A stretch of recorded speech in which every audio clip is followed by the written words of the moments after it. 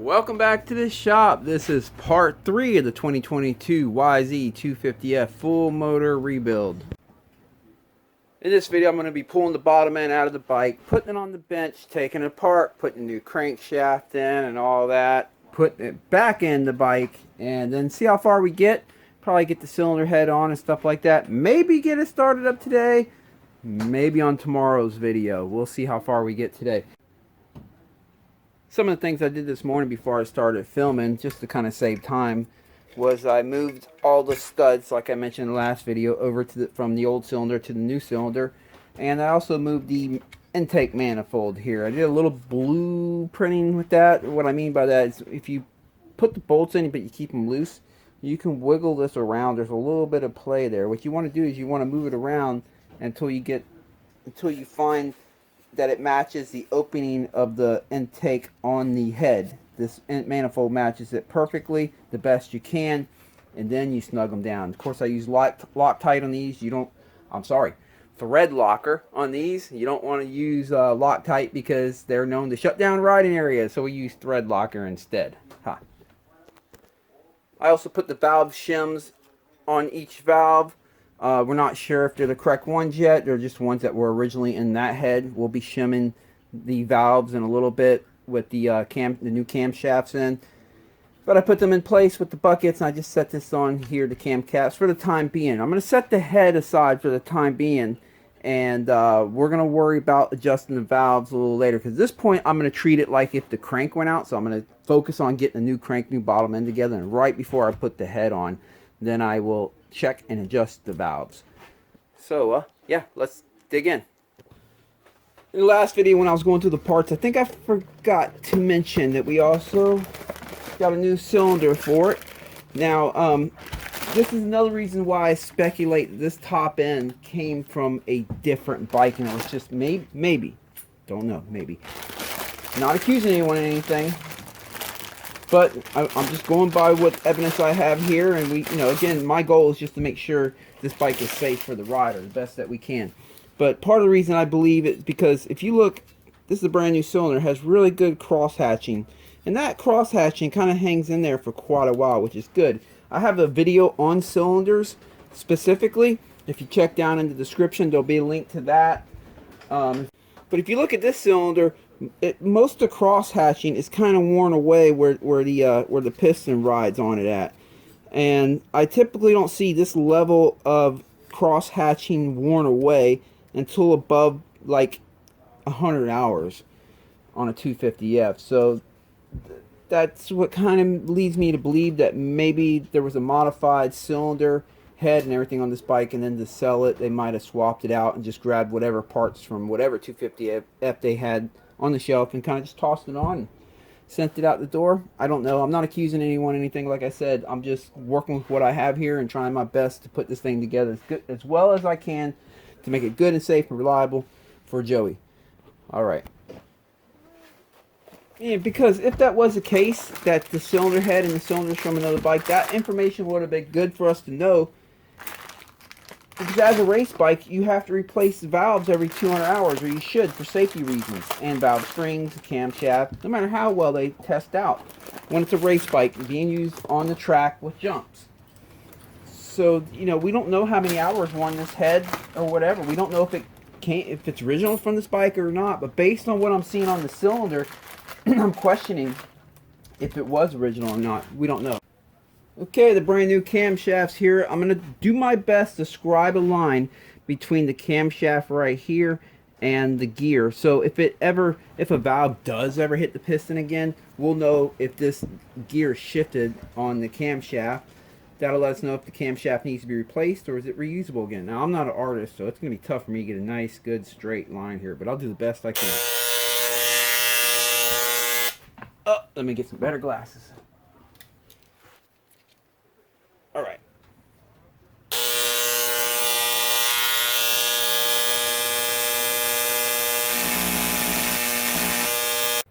Okay, again, I'm not an artist. So I scribed a line right there with that little grinder, but that, that thing kind of sucks. So I also put two with the Sharpie. Now typically the Sharpie lines will stick around. I know because when I mark cylinder head bolts inside the motor, I see the Sharpie line years later still there. So typically it sticks around. But if for whatever reason it doesn't, we also have that to go by the scribe mark. And then same thing here on this one, the intake. I put 2 Sharpie lines, one right there, and 2 scribe marks, one right there.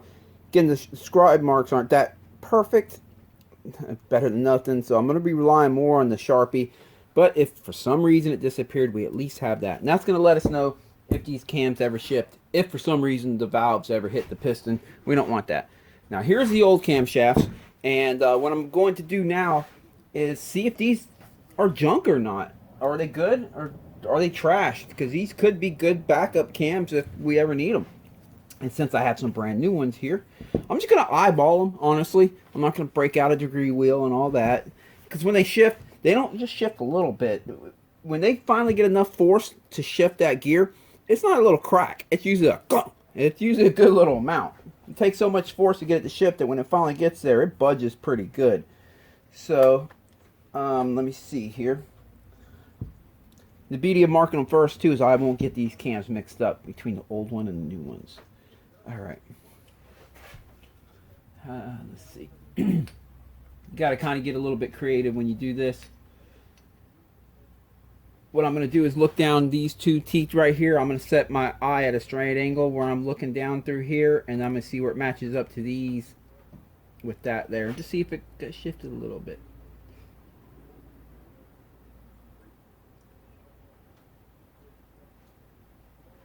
Okay, let me compare it to this one.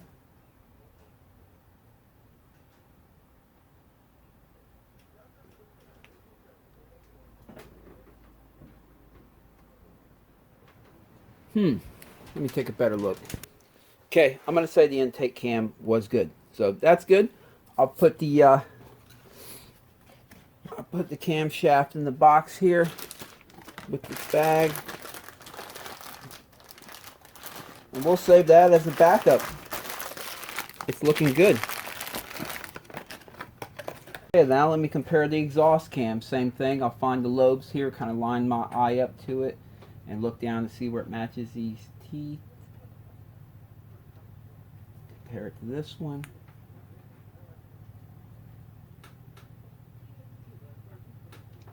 Exhaust camshafts look good too, so this again will be a good backup camshaft. If anything ever goes wrong with the new ones we're putting in, we always have these old ones to fall back on. So there we go. And while I got the cylinders here, might as well move this plug right here from the old cylinder to the new one. Okay, new crank and new crank bearings. I'm going to go ahead and go put these in the freezer now. Let them get nice and frozen, because when metals get cold, they become smaller. They contract. That's going to help ease our job when it's time to put these in the case. And the crank will be cold, so it'll help ease our job when it's time to put the cases together. It'll slide right in these crank bearings much easier. So let me go ahead and put these in the freezer. Alright, time to start working on getting the bottom end out. Start by getting the shifter off of here. That way I can remove the stator cover, because I'm not going to follow them wires up and disconnect the stator, so I can remove the whole motor with the stator cover on there. I'm just going to unbolt the stator cover that has the stator electrical wires connected to it, and just hang it off to the side. There we go. Okay. Pop the stator cover off. Stator cover has these, but there's little nubs where they go. I'll show you better when it's time to put it back together. And kind of let you know where they, kind of remind you where they're supposed to go when it's time to put it together. And then also it has these copper washers on some of the bolts. They typically will put an arrow pointing where the copper washer is supposed to go. So that will indicate to us when it's time to put it back together where they belong.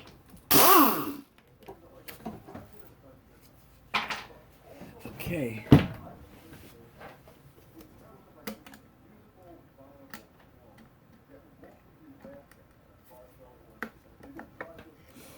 kind of magnetic. When you pull it off, it's trying to stick to the flywheel, so you'll feel that.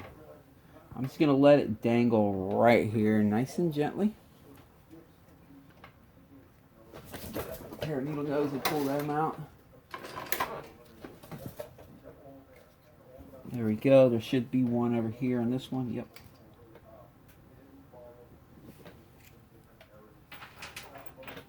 Alright.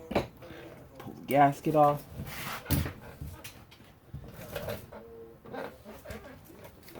Pull this cover off.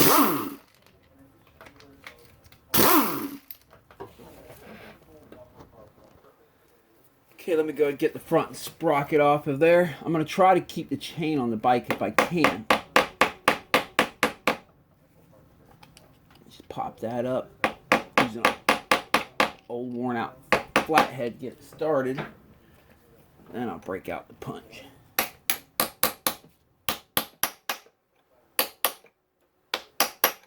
Alright. This should be a 24 millimeter.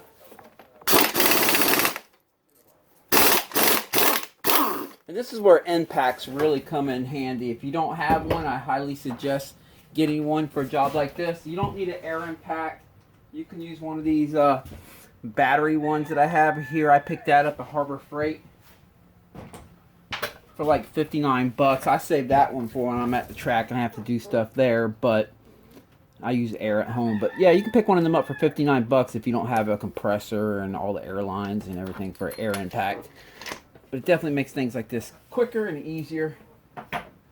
Okay, so I was able to take the front sprocket off and just set the chain there. That's just going to make it where we don't have to remove the chain. Alright, let me get this sensor off here. Just like I said, for me it's just easier to pull the sensors off the motor instead of following them all the way up to where they connect up behind the radiators, because then you got to pull the radiator off and all that. It's just easier this way. Now when you pull this up and off, there's some parts in there that we need to collect real quick so they don't fall out while we're...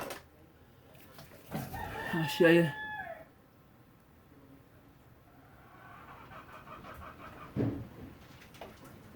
You want to collect this.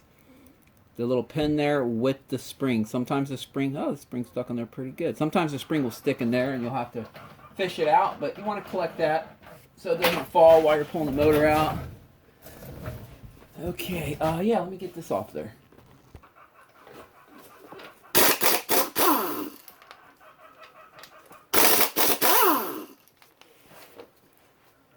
The chickens are going crazy out there.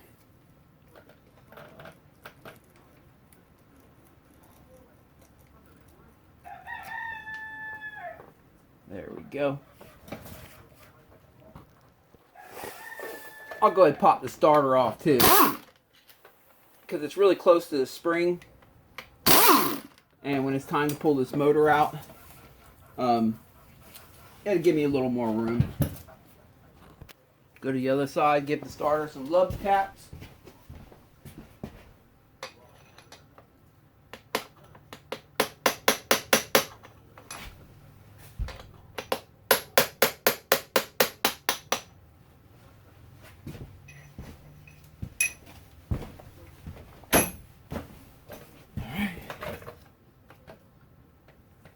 There we go. They have these little pins right here, roll pins. And on to the other side of the motor. Let me go ahead and pull this off. Oh, I forgot to mention, I did drain the motor oil. That's why you're not seeing oil come out when I took off the stator. Went ahead and got that out of the way this morning off camera.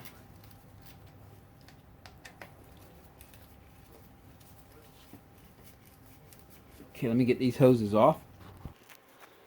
Okay, now I need to remove these motor mounts right here, the one down on the bottom, and remove the swing arm pivot bolt that goes right to the motor right here, which means I have to remove these covers. So let's go ahead and do that.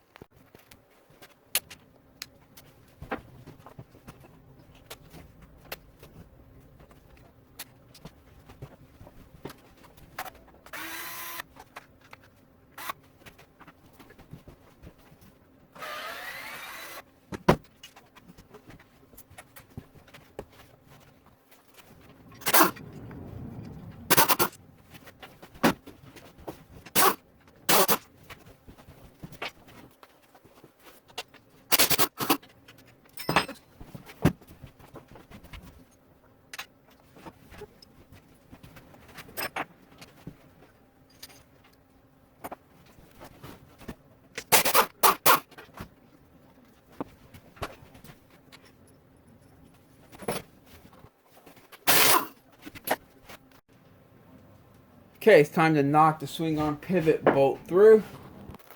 For it to come out this side, we either have to move the brake lever here or get it down low enough. The easiest way to do that, so we don't have to remove the brake lever, is just to separate the pads a little bit here. Because when you separate the pads, watch, then you can lower it real low. You only get a couple times, but yeah, let's do that. Let's do it that way. And of course, if you do it this way, when you're done and you put the bike back together, make sure you pump that brake back up, and I'll remind you at the end. That way in your first ride, you don't go for the back brake and you don't have one until you pump it a few times. Okay, time to knock the swing arm pivot bolt through. I'm just going to use this long bolt that it will kind of sit right in the middle here, and it won't damage the threads because they actually purposely give it a pointy end. I'm going to watch it on the other side. When it gets close to the brake lever, I'll just press the brake lever down.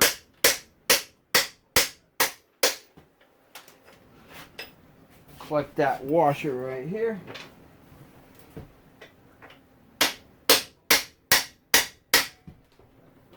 Okay, it's starting to get to the brake lever, so let me go to the other side and press it down with my foot.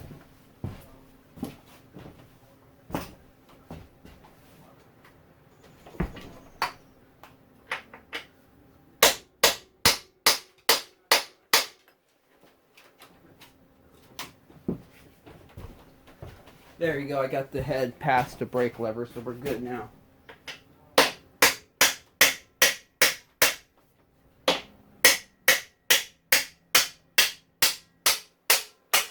Now I don't want to knock that swing arm pivot bolt all the way out, because I want it to be, let me show you, I need to go about that far. Because I want it to hold the swing arm still on the bike. So all I have to do is knock it far enough out where it releases the rear of the motor here. But I want the right side over there to hold the swing arm still on the bike.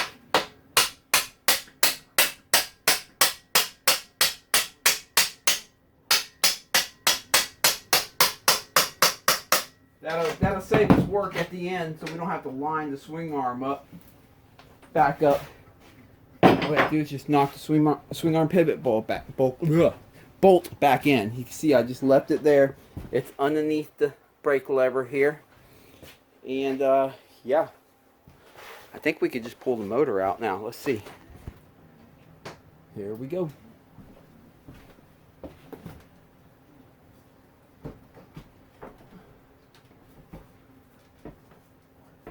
Oh, I have the spent hose here. There we go.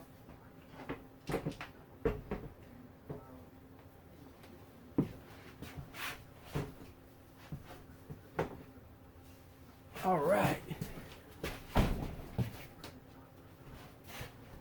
It is on the healing bench. I have that turkey tray underneath it. You know, there's always a little bit of motor oil left over, so when we open it up, just want to catch that instead of dirtying all my rags. Okay, let me start by getting the flywheel off here. Now, in my previous videos, I always mentioned you need an impact to get this off, and one of my subscribers actually made me aware that there's actually a spot that you can get a wrench right here and hold this flywheel from spinning if you're just doing it by hand or when it's time to torque it down with a torque wrench. Never even noticed that. And it shows it in the manual. I just glossed over it so quick. But alright, but I'm going to use an impact because I have one and that's how it goes. Quicker, easier.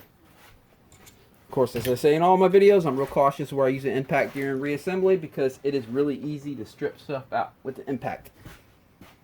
Alright, flywheel puller, what size is this one? Let's see if we can figure it out. I got several pullers here, I just have to figure out which size it is. Appears it's this size right here. Let me show you guys for video's sake. Holy cow, it doesn't have it written on it. Well, down in the description, check in there, I will include the size puller this bike takes if you're doing this job and you need that information. Usually they have it written on them, but guess not on this one.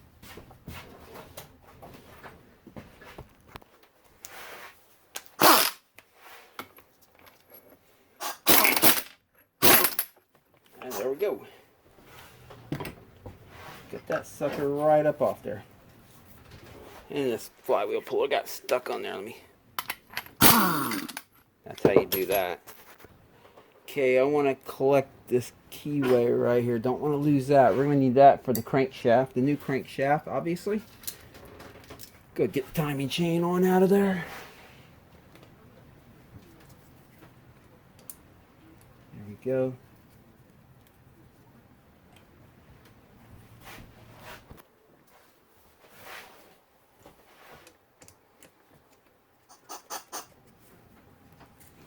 Actually, let me twist this one out by hand. I've had these strip out on me before using an impact, and I don't want to risk that today.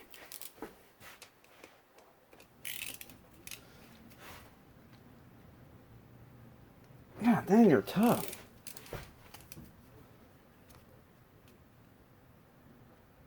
There we go.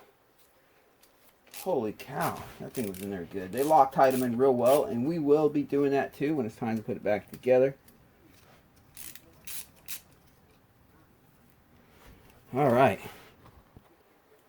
Slide this on out and down. Get the timing chain tensioner on out of there. I'll set that over there. Need the old timing chain. This timing chain's in great shape, by the way, but we still have a new one. Alright, go ahead and remove this counterbalancer. Looks like that's a 19 millimeter. I'm going to hold the crank while I do that so it doesn't go spinning around and damage the cases. All I do is just hold the rod there. There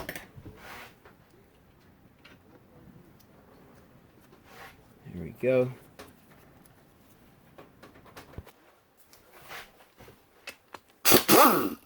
Move that 10 millimeter. This is just a screen, a filter. Catches everything before it gets into the oil pump. You really shouldn't find anything in here. Oh, that's just dirt. Okay. If you do find anything, it might be some Yama bond from assembly when they put the motor together. Sometimes I do find a little bit of that in there. Or if you're taking your motor apart because your your transmission took a crap on you, then you can find it in there. Find all kinds of metal stuff. Okay, I'm taking this side of the case bolts out now. And we still have to go to the other side.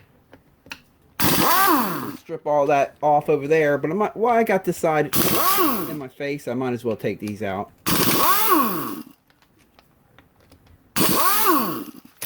Let me get them all. I'll be right back. Alrighty. Now when you remove these, there are two that are easy to miss. And I actually just missed one, and I'll show you which one that is.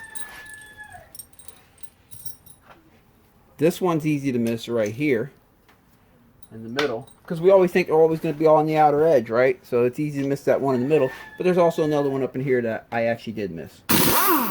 There we go. All right. Okay, time to remove the clutch cover.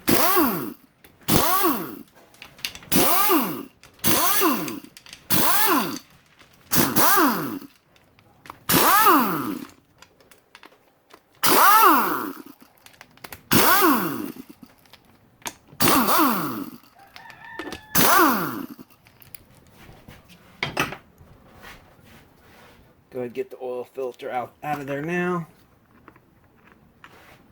That's going in the trash. We got a new filter to put in. Okay. You'll know if you have all the bolts out for this clutch cover. If you missed one, because you'll see that I left like these in and stuff, and the water pump one's in. But you'll know if you're missing one because it won't come off very easily. It should just come right off. This is not a Honda where they use them gaskets that are literally like glue.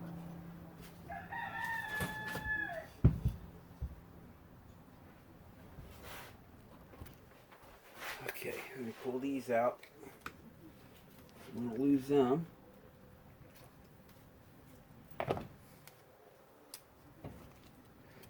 Technically, these gaskets are oftentimes reusable. They're actually designed to be reusable if you had to. They're just a steel shim gasket with a rubber coating on both sides, but we'll be replacing them. However, if yours are newer and fresher, let's say you just have to take your clutch cover off on a low hour bike for whatever reason, you'll be fine reusing it. I can pretty much assure you that it'll be okay.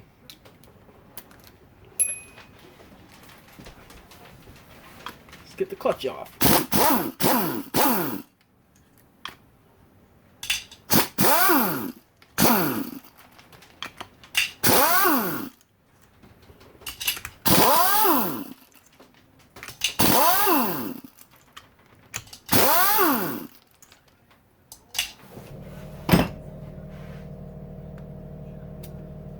Alright, so somebody has been in this clutch before. Because, to my knowledge, Yamaha does not take the time to line up all of them. On the little groove in the clutch plate, typically Yamaha doesn't take the time to line all of them up. I do. It's an OCD thing. Could be wrong though. Maybe in this year they started doing that, but I don't remember ever seeing them lined up.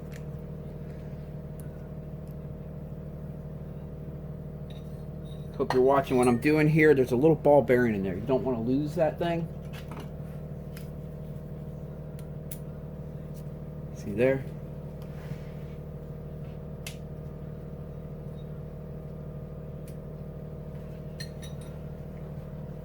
Alright, let's remove that. Oh, commercial brake busted. Someone's been in here before. You know how I can tell? One thing I do know Yamaha does is when installing the clutch plates, the steel plates, they're stamped to cut them out, right? And the sharp end right here, you see how it's sharper on this side. On this side, these are rounded off. On these sides, it's sharp. You're supposed to put the rounded end towards the motor like that. Not like this. And I'm finding these like this, which means someone's been in here, and even though they took the time to get them lined up, which make no difference at all if you line them up, it's an OCD thing, but they didn't get the steel plates in right. They actually had them backwards. Now, really, all that affects if you put them in backwards is you'll have a little more clutch drag, I guess you can say, when you're letting the clutch out and the bike's starting to grab. If they're angled this way, it smoothens the engagement when you're letting the clutch out. It allows while the clutches are starting to transfer power, it allows them to keep cinching down all the clutch plates without these things snagging onto the grooves in here. Just makes it a smoother clutch engagement. That's all. But that's how they come, brand new, every bike. I read in a manual, Yamaha manual. I forgot which bike it was, but they actually mentioned to put them in that way. That's how you're supposed to do it. And every virgin bike, Yamaha, I've ever pulled apart, that's how they are. But this one is not, which means someone truly has been in here. Okay, I don't know if you know, I'm sitting here, there's a washer or anything. I'm sitting here talking and not explaining what I'm doing.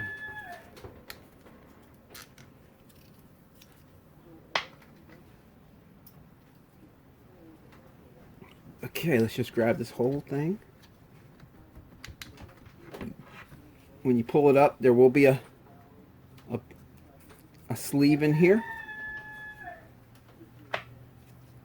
And this thing right here. There we go. Collect that.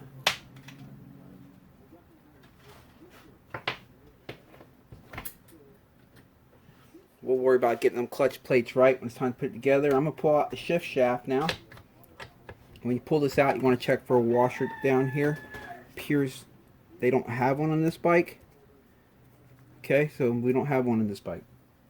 But they do have this spacer right here, and you don't want to lose that.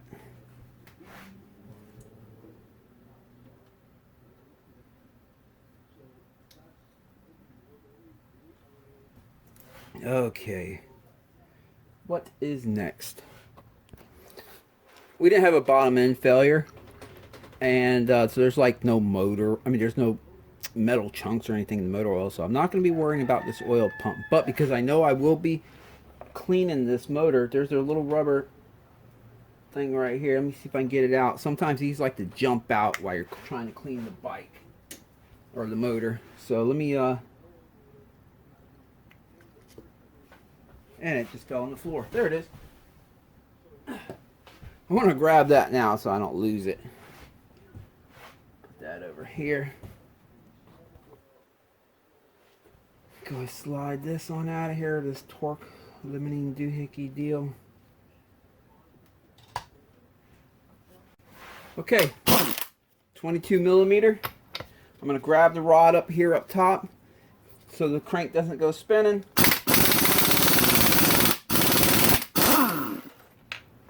There we go. Knock this one off over here too. There we go.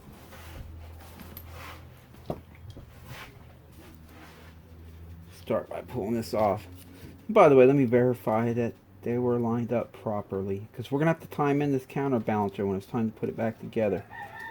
Okay, yeah, it's timed in properly. There's a dot there and a dot there when them teeth line up. So, okay, I'm just double checking everything now. A bike that at least I was under the impression was a virgin. We're starting to find out that it really wasn't a virgin. This one's been dug into before. Anytime they have stuff stacked up like that a certain way, I do like to take a zip tie, put it through it. That way when it's time to put it back together. Okay.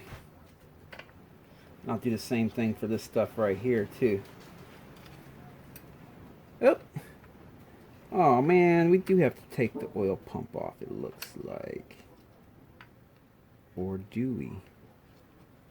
Oh yeah, it looks like we will have to pull the oil pump out to get that out. I mean, technically I could split the cases when I remove the crank, pull that out, and then when I'm putting it back together, but you know, I'm just going to pull it out. Womp womp.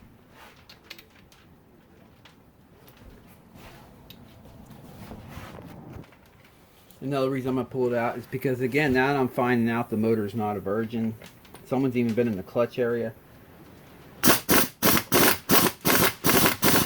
My biggest concern actually is not the oil pump. I know the oil pump's good. It didn't have an oil pump failure, but if they had Loctite on the threads, and it appears they did. That's actually my biggest concern. If I'm going to pull these out,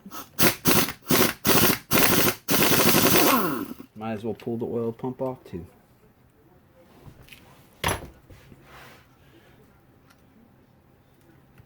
Oh, whoa, don't go anywhere. Okay, that's as far as I'm going to go with it. I'm just going to peek up in here and see how everything looks. Let me get it cleaned up real quick. Alright, everything's looking good. She spins nice and freely. I don't see any gouges or scratches up in here. So it has that one bolt right there, and I can actually see that's got Loctite on it right there. So I'm not going to take this apart. Plus, it looks like there's factory Loctite on it right here. So I don't think anyone's ever had the oil pump out before. And that's good. Just wanted to make sure. But now we can get this little turd off. Set that right here with these parts. Okay, I think it's time to split the motor now. Alright. Just going to look over my work real quick. By the way, I think I have a magnetic oil drain plug for this, which I'll be putting in if I do. I believe I do. Double check over here one more time that I have all the hardware out. It's looking good. There's several ways to split this motor. You can break out a set of engine case splitters, or you can just do what I'm doing right here. I take some long hardware and I screw them into the holes here and I bottom them out. Grab another one. One up in the front corner right there and one in the back corner somewhere. And that's just going to allow me to tap the cases apart with a hammer. And don't worry, you can't hit it too hard because these will bend if you hit them too hard. You're not going to damage anything. And the beauty of this is if you did forget a bolt somewhere, you're going to find out, because instead of the cases splitting, you're just going to hit, and nothing's going to happen, or you'll start bending one of these. But if you have it right, let's see. See? Already started splitting. If everything's good, it'll just split them for you.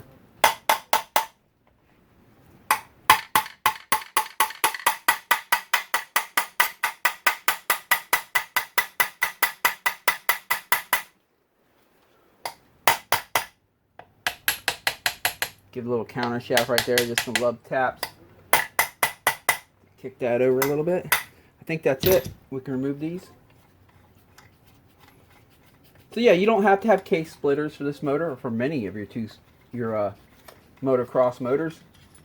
I have case splitters here. They take so long to hook up. They're cumbersome, and it's really unnecessary when I can just slide 2 bolts in here and knock. Plus, I honestly believe this is safer. The problem with case splitters is you start torquing on it, and if you forgot a bolt, you don't really feel it right away, and you're just yanking on it, you know? Looks like the crank's sitting on the right side here, so I'm going to set the motor up like this a little bit. Oh, you know what I forgot? Inside the shaft here for the clutch. This piece right here just slipped out. Alright, back at it. I might have to give the counter shaft some love taps again.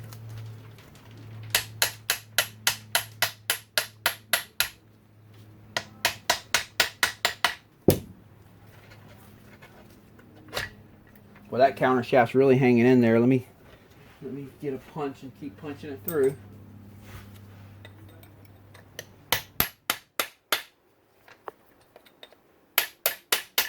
There we go.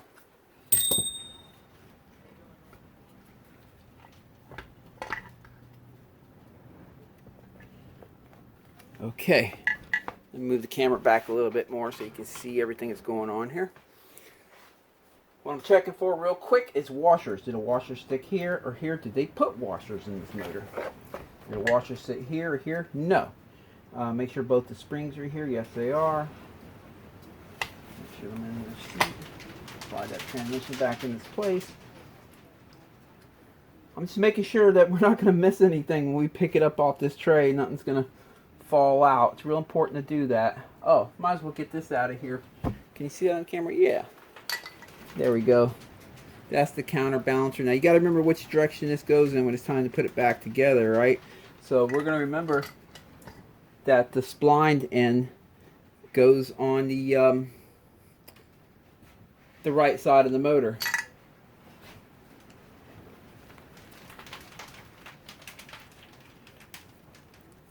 I'm going to take a Sharpie and just put an R there. This will just help me when it's time to put it together. There we go.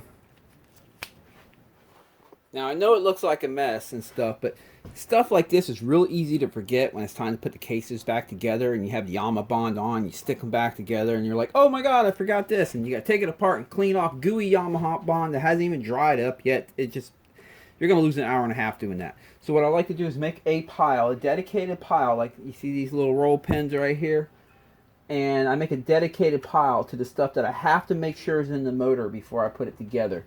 Obviously, you're not going to forget a big crankshaft. It's just the little stuff. And for this motor so far, that's all I see as necessary stuff that needs to be in here. And besides the transmission, obviously, before we put it back together. Alright, let me clean up my mess here. Moving along. Okay, and I'm back. I'm going to take a minute. I'm going to inspect the transmission. Now, I'm not going to pull this transmission out. There's no reason to, as long as everything's looking good. And I can see everything in there, so all I'm doing is I'm looking for any wear that's not acceptable. Anywhere I can see a problem area. I'll give you a better idea what I'm doing in a second here. Because if I see any gears worn, oh, we're going to replace them.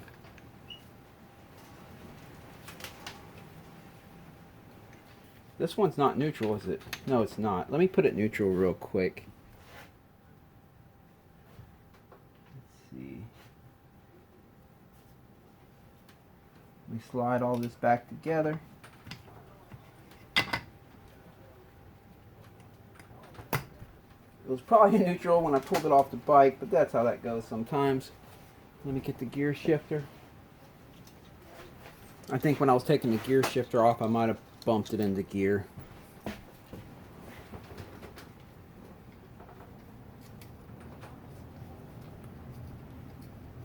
Alright, let's see what gear it's in.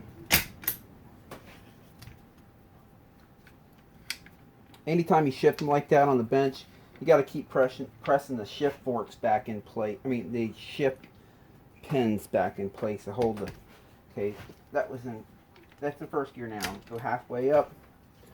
the shift pins back in place. They like to pop out. Okay, now we're in neutral because I can spin this shaft right here, the main shaft, and hold the counter shaft and it doesn't spin.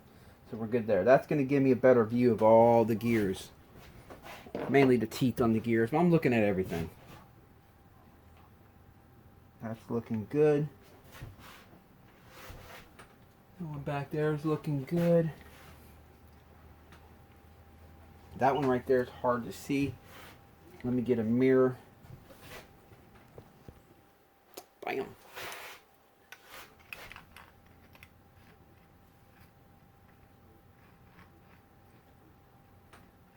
That's looking good. All right, now let me verify this shaft. Them are looking good. And them are looking good. Okay. All the teachers, what I'm looking for there is, let me get something to point at with here. Okay, what I'm looking for, you see these two dogs, cogs, whatever you want to call them. I'm checking the very edge of them. They like to round off if you shift poorly or if it's popped out of gear. So I'm making sure both sides still have sharp edges, and they do. And then same thing in here. Let me get you up in here a little bit better. Yeah, you can see there. Okay, in here we have the same thing. These little nubs right here. But on them, they go up into a groove in here. I'm looking to make sure there's no wear up in there. They still have sharp edges, and also these two. Everything looks to be good, so I'm going to assume it's good. Another tip that you can do is just pull out a shift fork.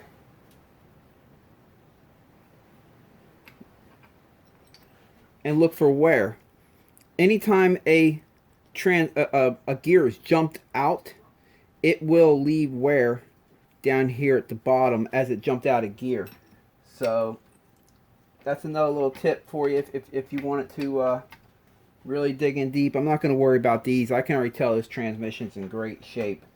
But let me go ahead and pull this.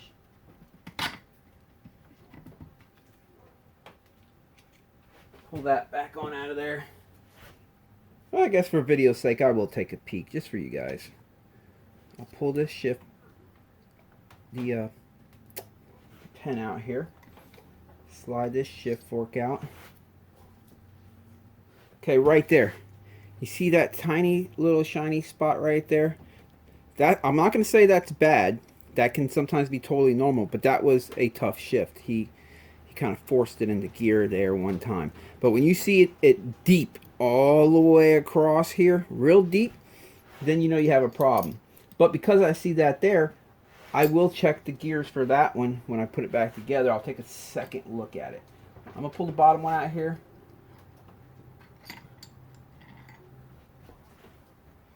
Just like that. You see right there? A little like that can be acceptable. It just means he did a pretty harsh shift. Doesn't mean he damaged anything.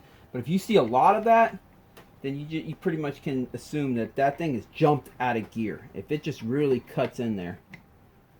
Oh, let me get the other shift fork in there.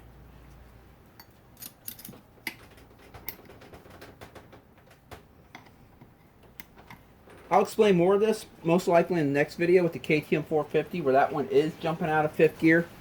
I'll give you a better idea of what's going on there. But since we saw that both of these had the slightest witness mark, what I would consider a acceptable witness mark, I'm going to take a better look at them. Of course, I'm going to have to get my better glasses too. Dang it. I don't like wearing these more powerful glasses unless I have to, because then everything looks funny when I take them off. Yeah, this is perfectly sharp edge.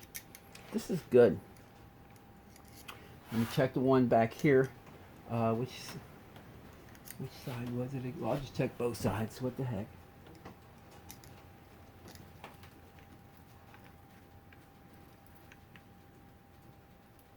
It's looking good there. Let me get my mirror again. Like I said, that mild amount that I saw there, that's acceptable. That usually just indicates that they kind of rushed the shift under power. But in some riders, especially at the pro level, they have a tendency to do that like every freaking lap, you know. Now, after a while, you'll pay a price for it, but you get away with it for quite a while. Okay, I can see now.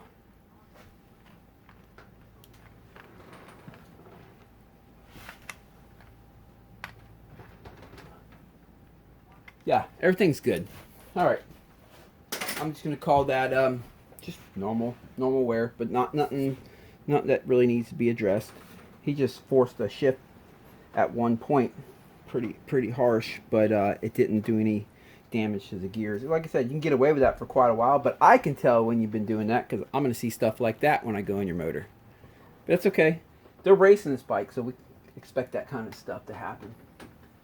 When you're racing a bike, I mean, sometimes you just got to get that shift in as quick as you can. You have no time to mess around. You worry about the broken stuff later. Okay. Again, I'm going to leave that transmission in place. It has been inspected, and it is good. Oh, one more thing. I'm going to take a look at all the actual teeth themselves. Not only the cogs and dogs, but also the teeth. Just make sure we don't have any chipped corners. So I'm going to spin the transmission and watch one gear at a time. Okay, that's good. I'm going to go to the next one. And the next one. Now I'm going to do that to all of them. So I'll be right back. Everything's looking good. And also, that's the beauty of running a magnetic drain plug. Is a magnetic drain plug will, if you ever chip off a corner of a tooth or anything like that, or anything starts going south in the transmission, but the bike still feels fine. It's still shifting through all its gears, and you would never guess if there was an issue actually starting to happen. Well, you'll catch it on your next oil change because you will see it stuck to the magnetic drain plug. I had a YZ. Let me see if I got a drain plug over here. That's not the same size, I don't think. Let me go check to see what I have. Brand new magnetic drain plug right from Tusk. They're only like $10. But anyway, I had a YZ450 and I thought everything was fine. I went to go drain my oil one day and I saw the corner of one of these teeth right here stuck to the magnetic drain plug. It was a Friday. I was planning on riding that bike that weekend, but I didn't. When I went to go change the oil on Friday, getting it ready for Saturday, and I seen that, I boarded mission of riding that bike that weekend and took out the YZ250 stroke. And then on Monday, I was opening that motor up, and I found the damaged tooth on the transmission, and I addressed that. There we go. All right. Now he has a magnetic drain plug. And another beautiful thing about magnetic drain plugs is transmissions are, what I'm doing right here is just clean off the Yama bond. Anyway, transmissions are always shedding. Just fine metal, but it happens. They're always shedding stuff. And the magnetic drain plug will catch that. And it's good to catch that stuff before it makes it to your piston, because then it can just leave little scratches on your piston underneath the compression ring. We're going to clean this case, by the way. I just want to get all the Yama bond off first. But yeah, the magnetic drain plug will catch that, hopefully before it makes it to the piston. And it'll even collect the very microscopic shavings that that can actually make it through the oil filter. They're just so small. So oftentimes when you go to change your oil and you have a magnetic drain plug, you're going to see some dust, some metal dust stuck to the magnet. That's perfectly normal. That's just normal wear on the transmission. Every time you shift, it kind of, and just gears, they're always shedding something. But you shouldn't find anything of real size. It should just be like dust. As long as it's dust, you're fine. Clean it off, continue changing your oil, and take the bike out. But if you find a chunk, don't take it back out. Open the motor, see what you got. What I'm doing is just using something plastic here. It works real good at pulling this Yama bond off all the sharp edges. Let me finish this up and I'll be right back. Okay, on the other case now. Now this crank is trash. As you know, the rod's bent. I'm going to attempt to just tap it out with a hammer. If for some reason it doesn't want to come out, I will go up to the press and get it out that way. But let me go ahead and bottom this out first.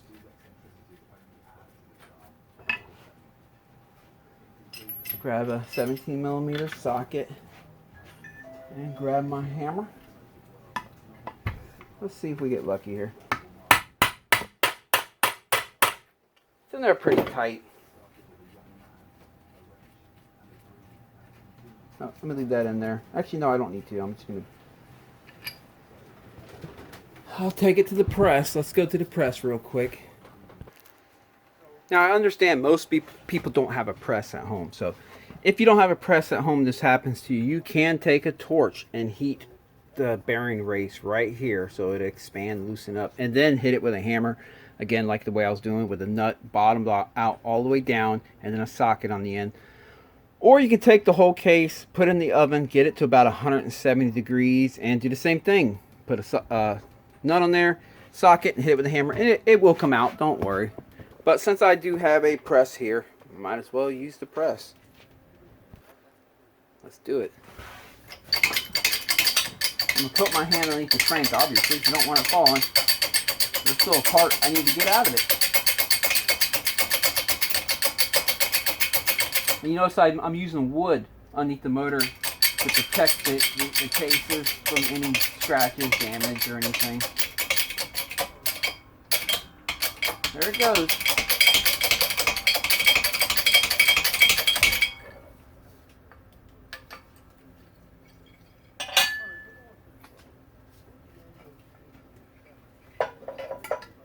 Crank is out of there. Let's go back to the bench. Okay, we have to get this little piece out of the crankshaft. It's where the oil feed is at. There's a little hole right there and there's a pin in there. This little piece, we need that for the new crankshaft. I'm going to use a magnet. You got to kind of put it here and just kind of wiggle that until that pin comes out. You'll see right there, there's a pin. Now we should just be able to slide this right on out. There we go. We'll be able to put that into the new crankshaft now. That piece right there. So this crank is officially out of there. Oh, by the way, quick observation. I think this crank wasn't trued very well. And I'll check the true later on. But you see how clean this surface is right here? It looks normal. You can tell the bearing was on it, but it never moved or anything. See on this side, see these black marks? That one right there. And these big marks right here. Wipe it up. And you can see the scarring right here. It looks like the bearing's been shifting around on here. What causes that is when the crank is not true. When it shifts around like that, because when the crank's not true, these shafts, that one going that way and this one going that way, they kind of wiggle like that as the crank's spinning real quick. And the bearings are tight, so that's what gives right there, the bearing race. I can literally see the scratch marks. Get you right up in here. Right here, right here. Yeah, this bearing was shifting around here. I bet you this crank was not true. I don't have time right now to check it. I'll check it later and update you guys in the description of what I found, or maybe I'll even make a video on it. But let's continue on. Yeah, you can also see it inside the bearing here too. I'm almost for certain this crank wasn't trued well. And I'm not blaming the factory. It can happen sometimes, you know, just how it goes. Okay, I'm going to do the same thing in this case. Just clean off the Yama bond before I take them outside and give them a good blast job and clean them up. But yeah, sometimes cranks can just come out of true on their own. Unfortunately, it does happen. I'm thinking that's what happened with this one, so... You know, all's well that ends well. I mean, I know it's going to cost them a lot of money to get this thing repaired. I mean, you saw the parts. It was like $3,315 worth. But in the end, he's going to go to Loretta's. Hopefully he qualifies and makes it to Loretta's. And he's going to have a good motor with a good trued crank. And blueprinted well and done well. No stones unturned. Unless we have some freak accident or some act of God, this thing should be solid. for 50 hours at least until he's due for the next top end. And well, I will say we will be rechecking the valves because these are new valves. They're going to break in. So after a couple weekends of riding, we'll recheck the valves and see if they need any adjustments from there. But all right, let me clean this stuff off and get it cleaned up. And then we got to swap out these crank bearings. Oh, and I want to address this too. I don't think it was the piston hitting the valves and bending the rod that put them marks on the bearing and on the crank, because that doesn't happen that fast. It has to run a while to leave them type of marks. So, and as soon as the piston hit them valves, the motor locked up, right? Yeah, we were able to turn it by hand because it locked up in the air. He landed with it locked up, and then it broke the motor free when he landed. The force on the rear wheel basically forced the piston, a hole in the piston from the valve, and broke the motor free, and it lost compression and all that. But that still wasn't enough to do that type of wear that we were seeing in there, and scarring and witness marks that we were seeing in there. That was a crank that has most likely been out of true, but we'll find out later when we put it on the Truman stand. Okay, now I'll take a brand new box cutter blade, and I'll just run it across all the surfaces, make sure I got all the Yama bond off. I already got it off all the edges, but now I'm just making sure it's off the flat surface here. I can see a little Yama bond dust kicking up as I go along. See that little line there?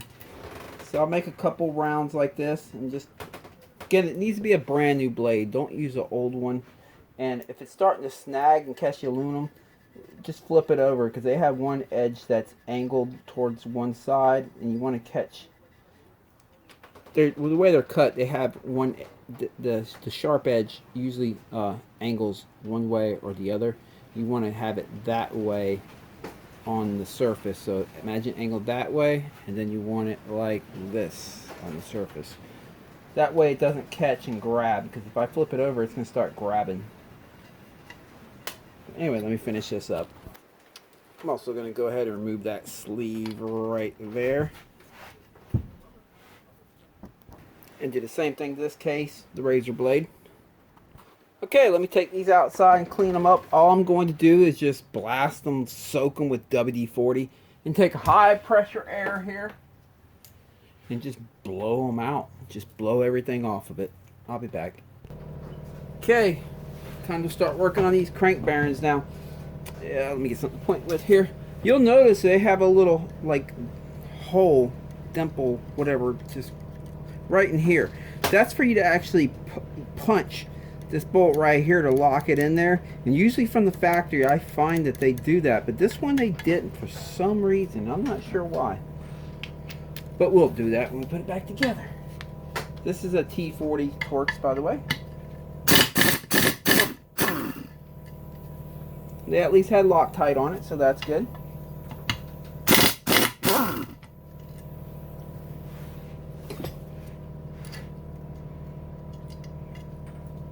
That's what I was talking about, that little spot right there. But I'll show you better when it's time to put it together. Let me get the other case now. Okay.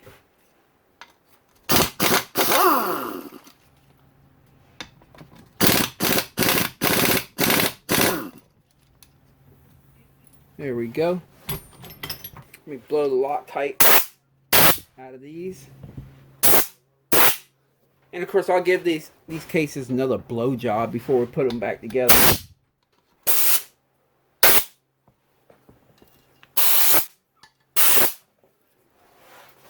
Okay, we got to get the crank bearings out of there. Now there's two ways to do this. I'll show you on this case right here. For you guys that don't have a case splitter at home, if you set these cases in an oven at about 170 degrees, just set your oven to 170 degrees. Or if you're using a grill outside, then I would at least suggest having one of these things, and you can keep track of the temperature of the cases. But get them up to about 170 degrees, because we still have a couple rubber seals on this motor, right, that we're not replacing. And they're all seals that we can access from outside the motor if we had to. We wouldn't have to pull the motor. But you don't want to damage them. And at 170 degrees, well, it won't hurt them. The motor gets hotter than that when it's running, so it'll be fine. But anyway, get it to 170 degrees,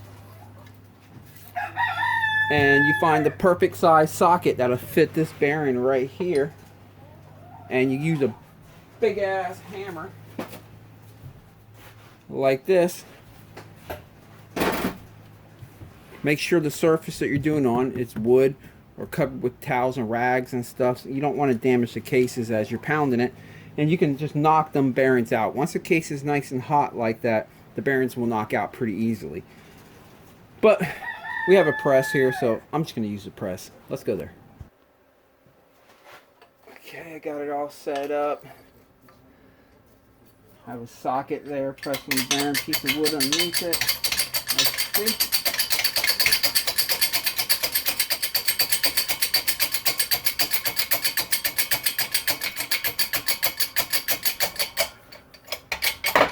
There it goes.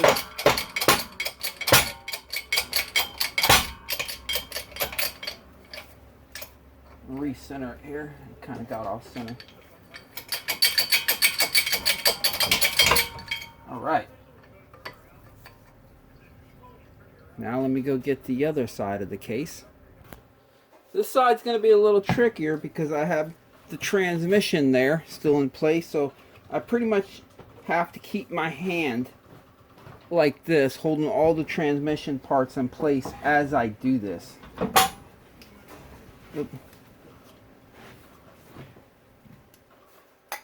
I don't want all that stuff falling out, and then we gotta piece it together.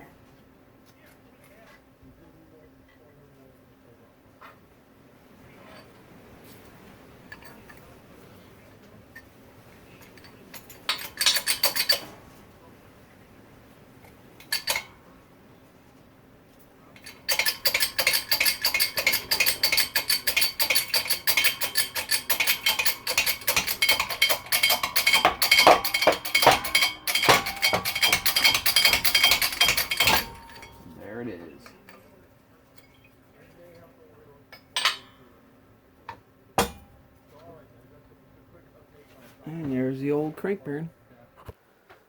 Okay, I'm going to go put this half in the oven and get it to about 170 degrees.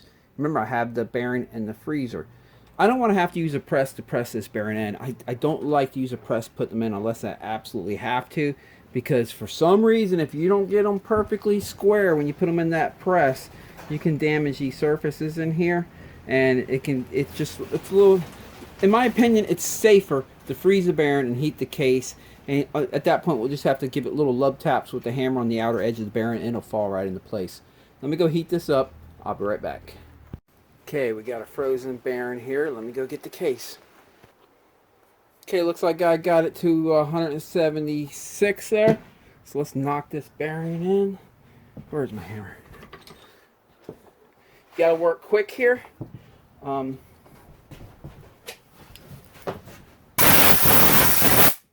Any debris that might be in there. Here we go.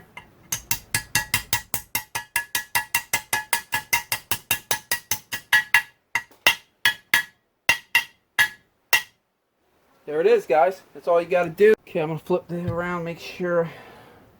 I'm going to check right here and right there. Make sure I definitely got it fully seated, which it looks like I did, so that's good there. Okay, let me get the other one on the oven here, or in the grill, and get that one up to temperature. While that one's heating up, I'll go ahead and explain that a little bit better. You want to have good hand-eye coordination if you're going to do this. And I know there's going to be someone in the comments, you never hit a bearing with a hammer. I get that every time I do this. And, you know, just don't hit it with a hammer if you don't believe in doing that. I have good hand-eye coordination. You'll see that I didn't hit any of the case anywhere all the way around here. All I did was hit the outer ring, the outer race of this bearing. You want to avoid hitting the inner race for obvious reasons. Just hit the outer race, and because it's frozen and the case is hot, it doesn't take a lot of force. These are look how small of a hammer I'm using here. Seriously, they're just lub taps. In my opinion, again, this is safer than using a press, and that's why I prefer to do it this way, even though I have a press here. But to each your own. If you want to do it your way, that's fine. There's nothing wrong with that. This is just how I do it. And for you guys at home, if you want to do it this way, it works. Again, you don't want to go hitting everything and messing everything up. Make sure you have a little bit of hand-eye coordination. You definitely want a hammer that has a smooth head on it like that. You don't want one of them hammers that have the gnarled ends, you know. But these outer races are the bearings are so tough. Look, can you tell me any spot on that bearing? Let me zoom in here, where you can tell where I hit it with a hammer. I bet you can't tell anywhere. That's just grease right there. I bet you can't tell. Why? Because they're that strong. You're not going to... The worst thing you can do to these bearings, you're not going to like dent them. You can crack them. You can break them. That's not going to break them, what I just did there. They don't wear really. I mean, they do, but it takes a long time. But they don't dent. That's really strong metal. You're not going to knock it out of shape or whatever by tapping them in. Anyway, the other one's heating up. Let me go get that one and get the cold bearing. We'll knock that one in.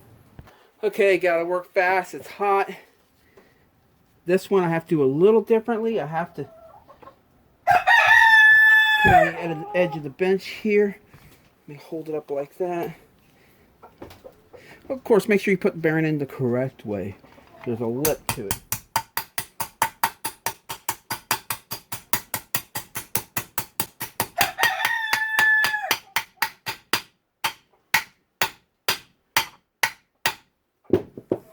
There we go. Okay, so this is when you choose to come in here and make all this noise, right when I'm doing like the sketchiest part of the job. All right. What are you gonna do? You gonna attack me? I know you want to. Acting like you're eating. You are not eating. You're trying to sneak up on me is what you're trying to do.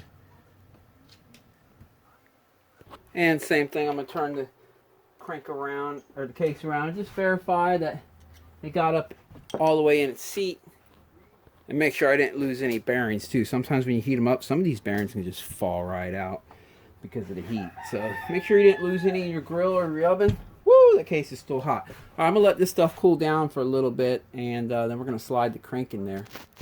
Oops, here I am getting ahead of myself. I still need to put these things back on.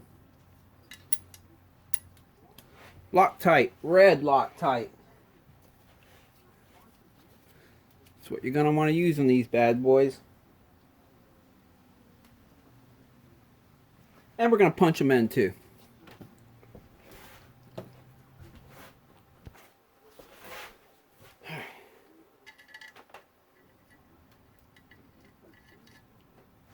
Luckily, whoa. Let me clean that one and re-Loctite it. I'll be right back. Okay, here we go.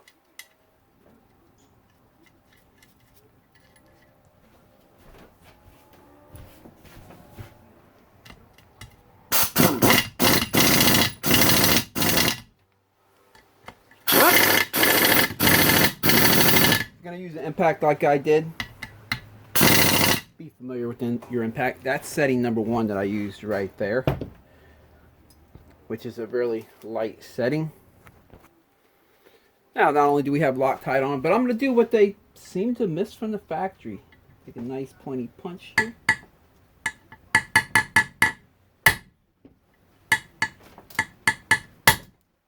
There we go.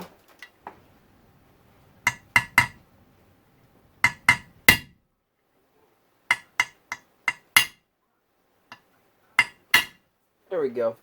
And this is why I call this blueprinting. We're basically making sure everything is right, from the crank being true to making sure the manifold on the head is perfectly centered out, to making sure none of that stuff was missed out right there. Let me show you how that looks. See, you just hit the corner into that groove, and that'll keep it from spinning loose right there. And I'm going to do the other side, and I'm going to use, thread locker, not Loctite, thread locker. This will be the last time I ever buy Loctite. I'm going to use this stuff up, be done with it, and I'm going to find another brand because, well, they're for closing down riding areas. You know, obviously they say it's for environmental reasons, but yeah, you know, we got to live our life.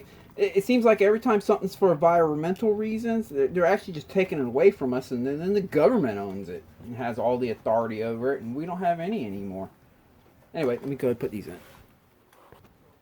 Okie dokie, a frozen crank. Don't drop it. If I drop it, I'll be truing it. Okay, there's no rubber seals on the other side of this or anything, so at least let me double check. Yep, none. Okay, what I'm going to do is I'm going to heat up the inner race here. Now, you don't want to get it all blue. You don't want to get it that hot. Just get some temperature in it. That frozen crank's going to slide right on in. And you want to rotate around it like I'm doing here, so you don't create a hot spot. Kind of distribute the heat. And of course, make sure you put the crank in the correct way, right? I know the stator side is on the other side, so let's see if I can get it in yet. Let's see here.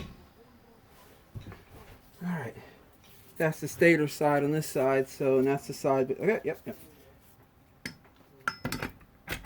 There we go. I'm going to sit here and hold it for a minute because it'll equalize in temperature and lock in.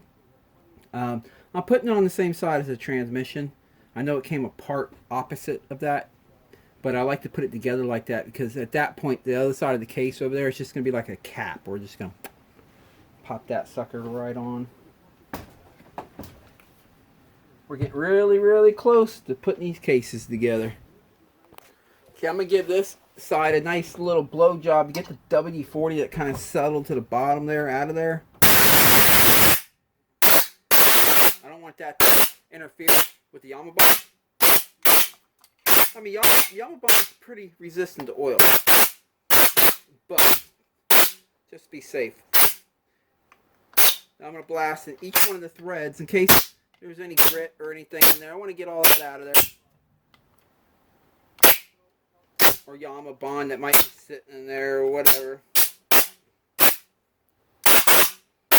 Okay. Then I'll take some brake cleaner. Put some on a rag. And go around the surface that we're going to be putting the Yama bond on. Just to get rid of any excess oils that might be on it. Again, Yama bond is very resistant to Honda bond, Yama bond, Moto Seal, whatever. It's all the same stuff. Very resistant to oil. And before I forget, remember that little pile back here? I said I have to make sure this stuff is on the motor before I put the motor together.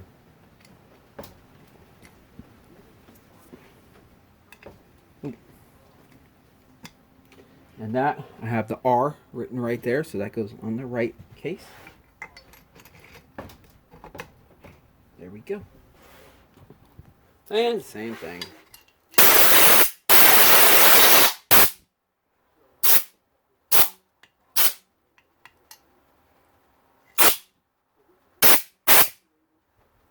It's looking good. Take some brake cleaner, clean that surface.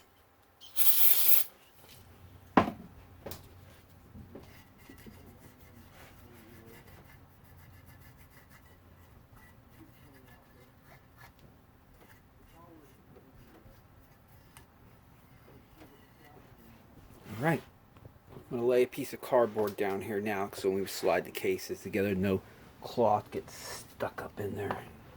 Alright, let me grab the Yama bond. Okay, I'm going to be using, actually I'll be using Moto Seal from Permatex. Moto Seal. This is good stuff right here. It's the same stuff as Yama bond, Honda bond, all that kind of stuff. Heck, they even gave it the name Moto Seal. That should let you know right there. Okay, I'm going to put a thin layer all the way around. We're going to have to work quick here. This stuff only gives you about 10 minutes to work with it. So you want to move fast.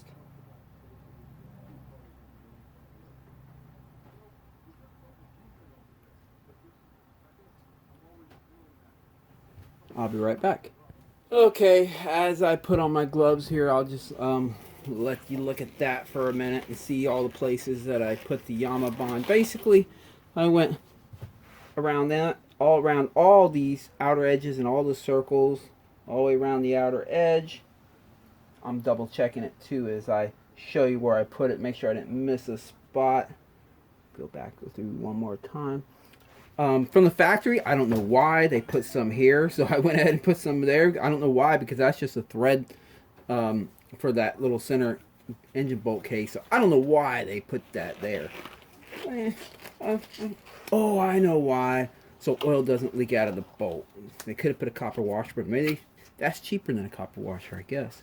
Now, one area I do like to put it that they didn't is this little area right here. That's where the oil pickup is at.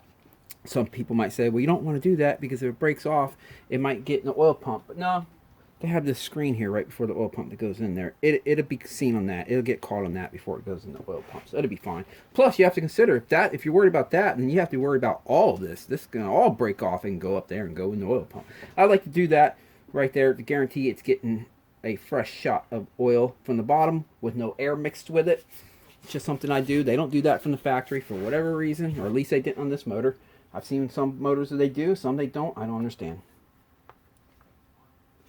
Okay, let me find some way to prop this up so we can heat up that bearing so it'll slide right on the case. Actually, let me do something here real quick. Yeah, I'll just do it like that. Okay, guys, here we go. Gotta be honest, this is the more nerve-wracking part of the job for me. Same thing, heat up, unshelf my light so I can see where the flames going.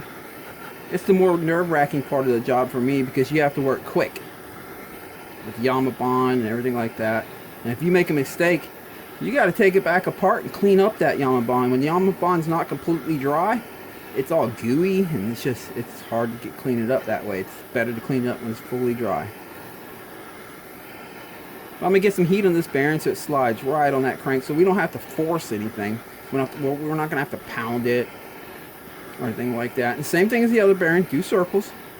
I'll get a little bit more heat in this bearing because I want one shot. When I did the crank earlier, if the crank didn't slide on, I could have just put more heat on it. This one, we get one shot at it.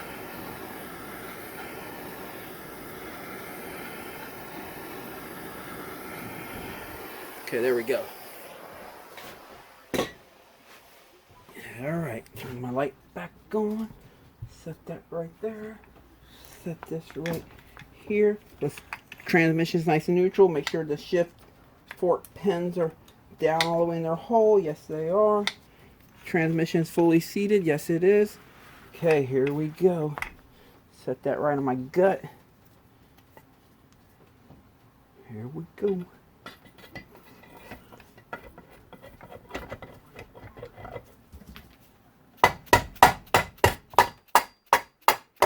There's that shaft right there binding this up. That's okay. It's together. Okay. Yeah, it was just a shaft in there. It's a little tight going in that bearing. If I didn't have that seal in there, I can heat that bearing up too, and then it makes it literally just drop right in. But we're not looking to replace that seal. We're looking, and we can always replace that from the outside of the motor if it ever started leaking. So we're not worried about that one. Figure out some way to prop this motor up. There we go. Trying to work quick here before the Yama bond dries. Okay, got to put these bolts in. How do you know which bolts go in what hole, right? Well, they should all stick out at equal amount. This one's nice and shiny. This one tells me that one went there.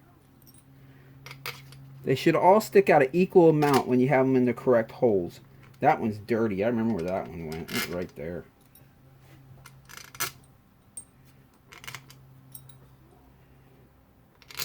That one's too long. There we go. There we go. Got another long one here. Right there. And there. And there. Okay. You know when you have them all in the correct hole, like I said, they all stick out about 11 or 12 millimeters. I don't know exactly how much, but as long as they're all sticking out equally, you know you have them in their correct home. So let's go ahead and tighten them up. I'm just going to use this cordless impact through the twisting force for me.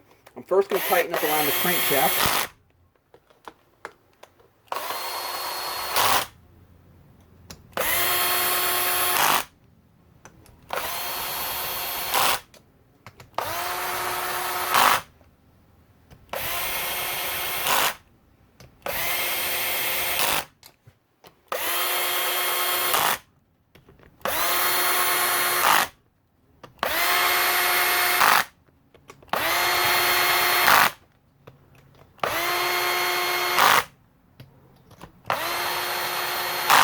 Now I'll tighten them by hand.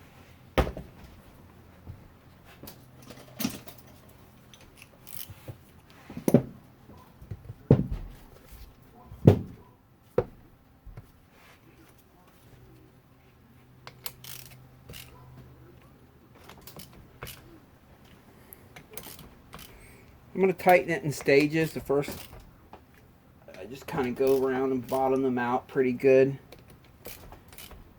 Because as we're doing this, we're kind of squeezing the Yama bond out of the edge, out between the cases.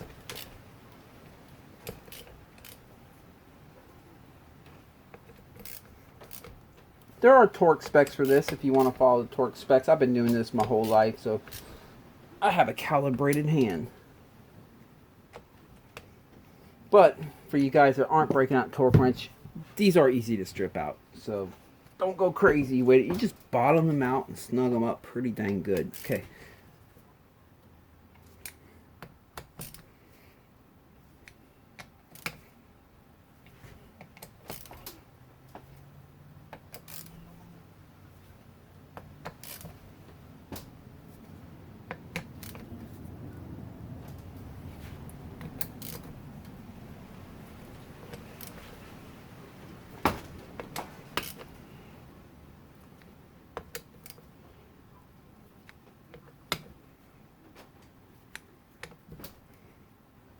There we go.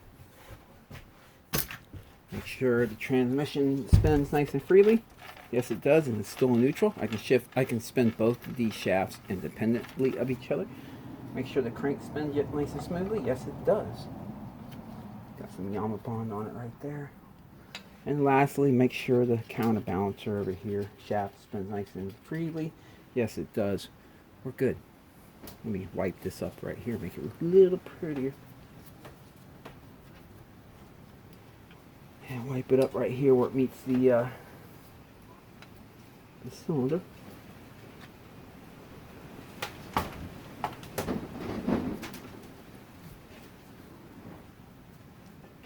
Okay, now the crank was cold, right? So it's going to sweat. Let me go get some WD-40 and just lather it up.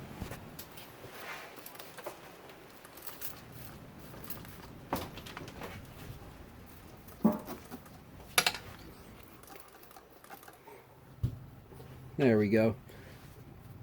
And then what I'll do is I'll just take the motor, flip it over for a minute, and let that drain out of there real quick. Okay, let me go ahead and put this thing back in. Let me take the gloves off. These gloves are getting a little dirty.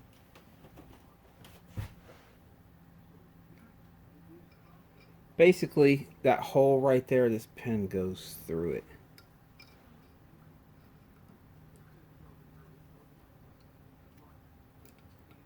There we go. Use a piece of safety wire, get that pin all the way in there so it doesn't get in my way during assembly. Once you have the gears on here, it'll lock that pin from slipping out of there. But even while we're working on it, the spring pressure right now against it holds it in place, so we'll be good. Everything feels good. All right. Okay, I'm just going to reverse the order that I pulled everything apart. This was my bundle that goes on top of the crank here, but if you remember, we have to put that gear on first before we put the oil pump on. So let me cut this.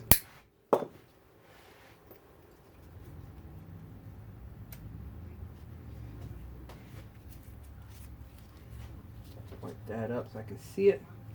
There's a dot right there. Dot goes where we slid that little pin in. There we go. Now that that is on, we can go ahead and put the oil pump back in. I'm just going to put some assembly lube up in the oil pump right here, since we did have it apart. Don't need to go crazy with it. Just a little lube until, trust me, it's going to suck up oil right away.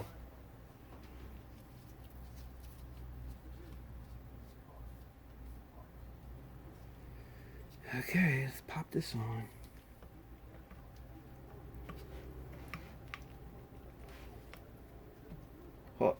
pop back off. I see a piece of cloth right there. There we go. Double check that it's clean. And lock tight as, I'm sorry, thread locker. As always. Dang, I gotta get out of that habit. The red stuff. You want the red stuff inside of these motors. Don't be fooling around with the blue stuff in there.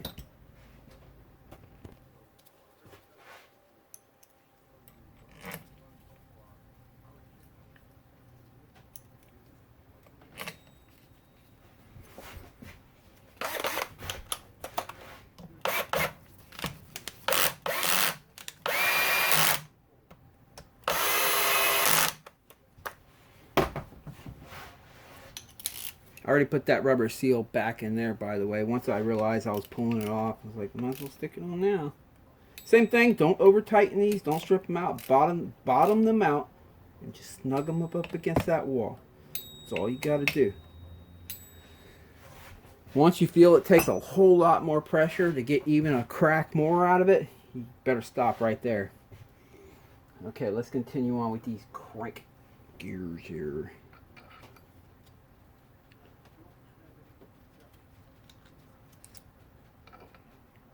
This one can go on anyway. I'm just going to put this on finger tight for right now. We're going to lock tight all that in. We're going to pull it back off and lock tight it in place in a minute. After I put the counterbalancer stuff on.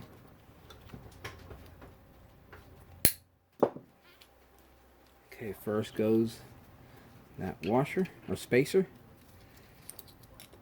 This gear right here, it has a dot right there. That dot lines up on one of these splines here. Which one is it?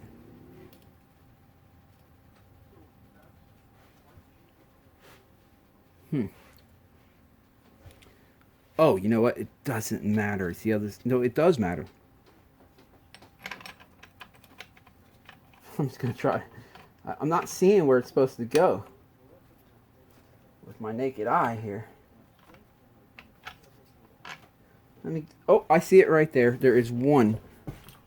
There's one of these splines that's a low cut. That's where it goes.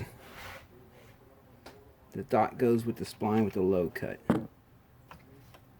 Okay, I got it with that. But remember, now we have another dot. It's right there and has to line up. Let me line it up first and I'll show you closer with the camera. With the dot on the crank. This thing gets stuck up in there. There we go. Alright, let me get you up in here and show you. That dot lines with that dot, and this dot lines with the spline that is shorter than the other splines in the shaft. And that will properly time in your counterbalancer. Lock tight. Thread locker. Thread locker time. Alright. Let's get it right. They don't use thread locker on these from the factory because they have them washers that are kind of like concave or whatever, and that's supposed to keep these things from spinning loose. But yeah, not me, man. I'm using Loctite.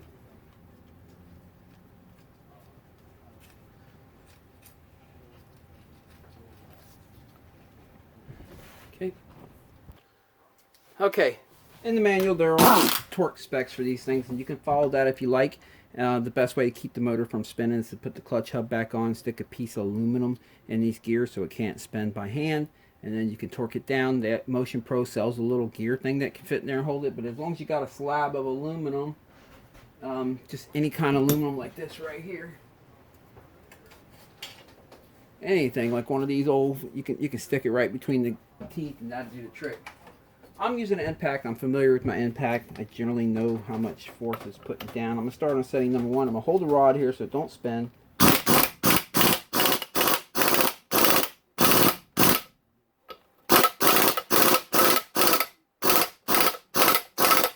we go. That one's bottomed out. Right here, same thing.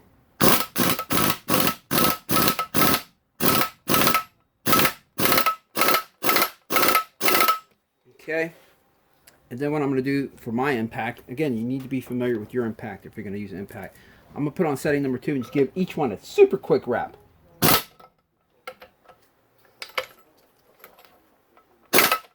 And that's it. Verify again that these are lined up. Yes, they are. Everything feels good. Okay, what's next? What's next? Oh. Go ahead and put the shift shaft back in here.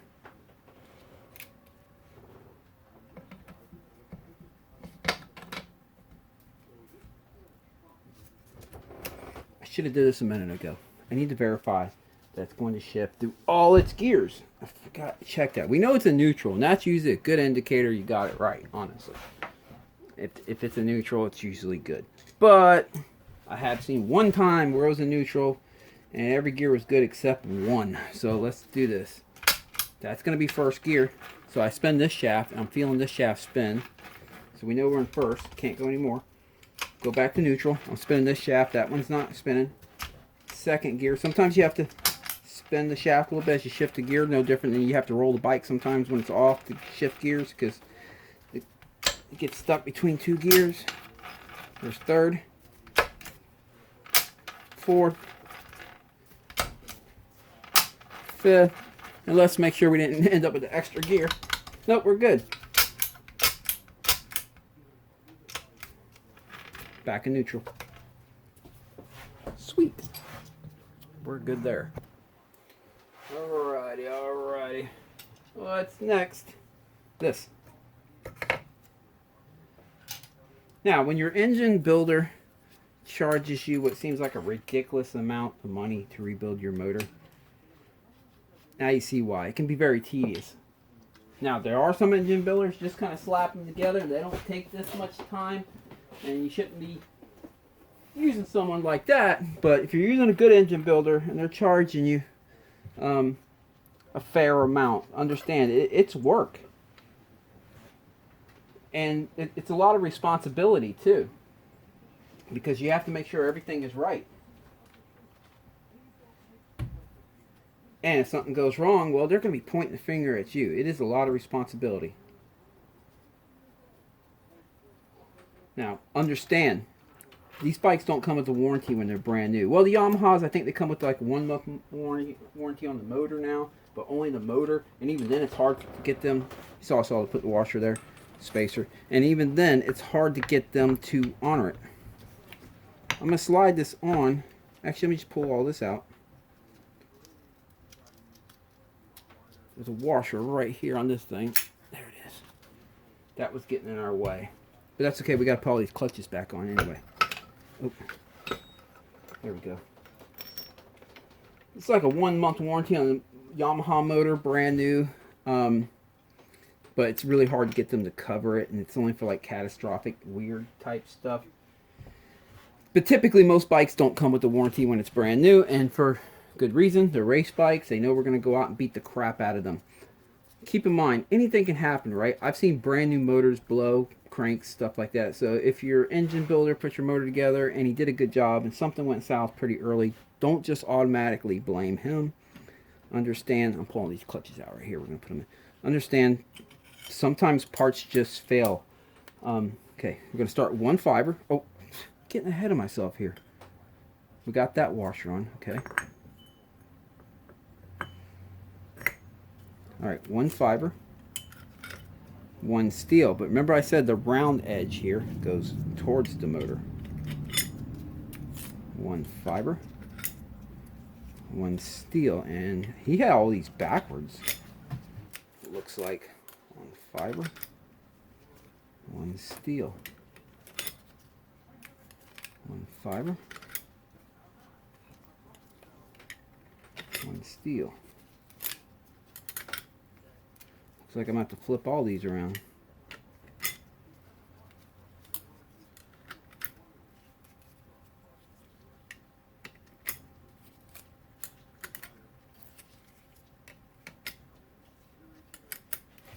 There we go. Yeah, I heard one engine builder for a professional race team say when he was asked if they replaced every part inside the motor after every race, I'm going to use thread locker in this, he said no. he said there are some parts that they consider proven parts. You know, certain things like maybe the inside of this hub right here, counterbalancer, shaft, all that stuff. They're proven parts. You can inspect them visually. You can see they're good, but they've proven not to be a dud. And that's the point. Sometimes some parts can be duds. It happens. It's rare, but it happens. So have mercy on your engine builder is what I'm trying to say.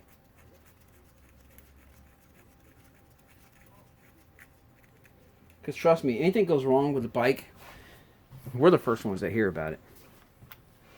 And it's usually initially blamed on us till we can prove otherwise. Same thing, I'm going to start on setting number 1 here. I can see where that punch mark was all the way over there. Get a little bit more. A little more.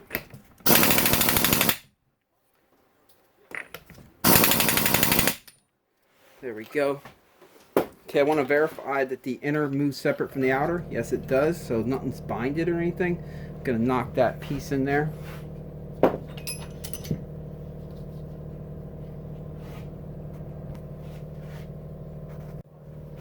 Let me knock that back in there. There we go. And of course, that's another little safety tab. Keep it from coming loose. But we also put Loctite on it. Okay, let me just look everything over real good one more time before we... Remember, I had that little ball bearing that goes in there. And this goes on top like that. Wipe this up.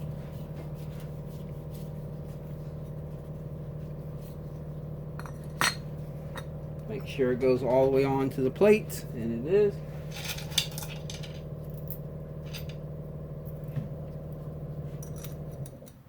Now, I'm not using Loctite on these clutch springs because the spring pressure just acts like its own Loctite. I've never seen these come loose as long as they're, you know, torqued down pretty decent. They stay in place. That spring pressure really holds them down from coming loose.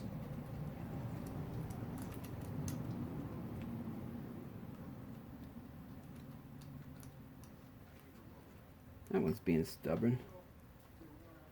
Let me get a Phillips. Try to figure this out. Huh. Let me look at the threads here, make sure threads are good. Let me blow that out. Try not to force anything.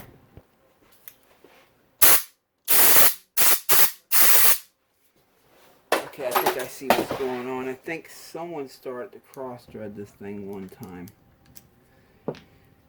Oh, let's see if we can get it in there.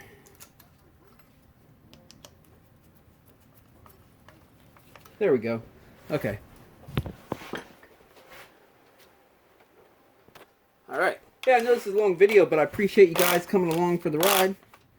Shout out to all you guys out there. All over the world.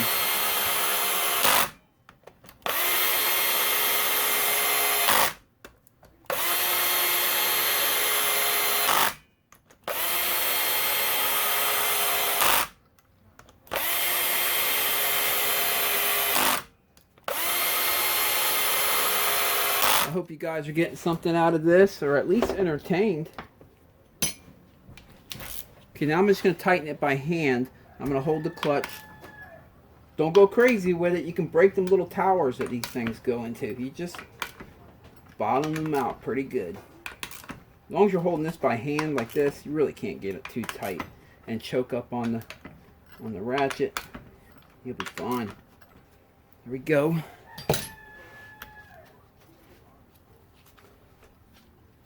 I'm going to verify my work here.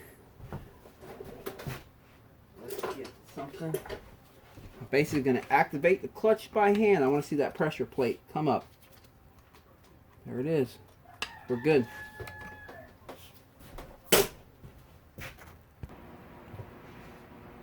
Pop these things back where they go. And we'll put the gasket on. Okay. Brand new gasket.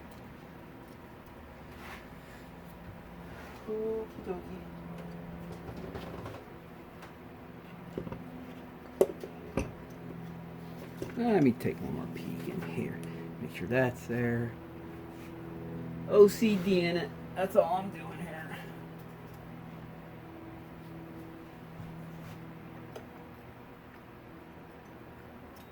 Oops. Dang it.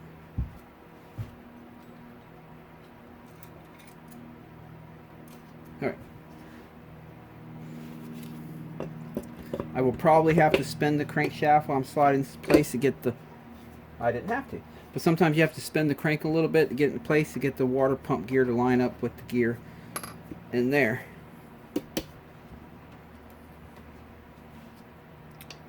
But we didn't have to today. So today was a good day. I believe these are all the same size, so you just stick them in all the holes.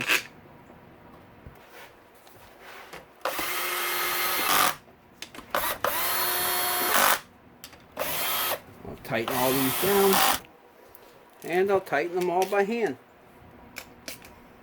Same thing as I keep saying, don't strip them out.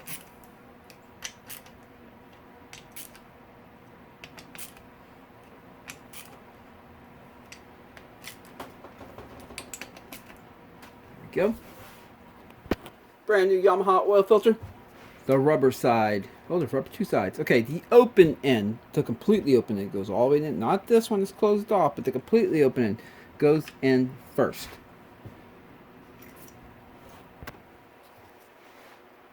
Here we go. Pop these on.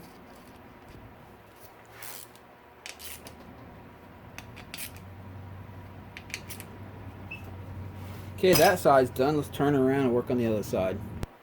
Pop this little sucker right in here, that little filter. There we go. I'm going to get it right this time. I'm going to put a dab of thread locker on there. Alright, tighten that up. Pop that on there.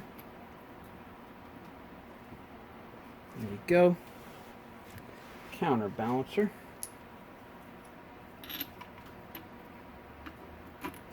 That only goes on one way. It's got a little cutout. Some thread locker, as always. Don't want to take any chances there.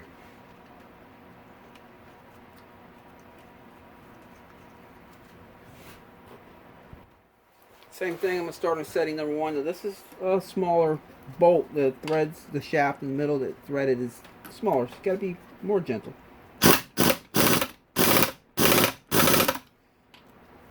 Super quick wrap on number two. There we go.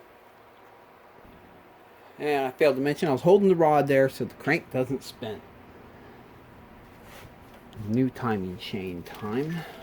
Yamaha.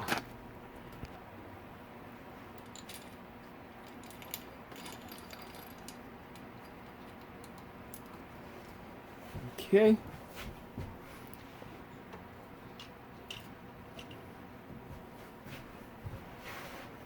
Put the tensioner on in there. Tensioner guide.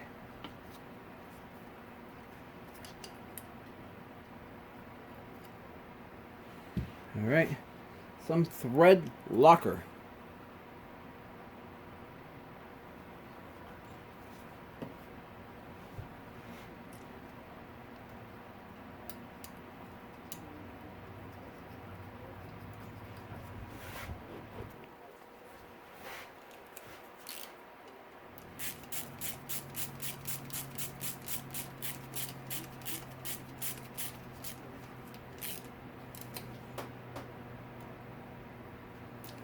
A little tight.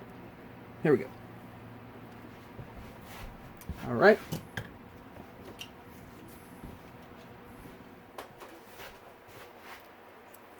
Remember that? Slide that on right there. We're getting there. We're getting there. This is a long job.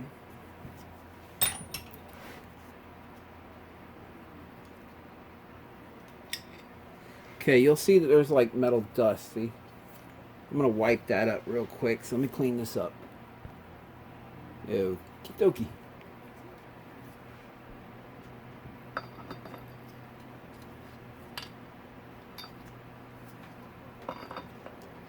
Gotta line it up with that keyway. There it is. I want to verify that's on it by grabbing the rod and try to spin this separate from that. It's locked in, so we're good. And again, thread locker. Now there are torque specs for this, and like I mentioned, you can grab it right here with a wrench, hold the flywheel, and follow the torque specs with a torque wrench. Put a little more thread locker on there. I don't want anything coming loose in this bike. But I'm just going to use the impact.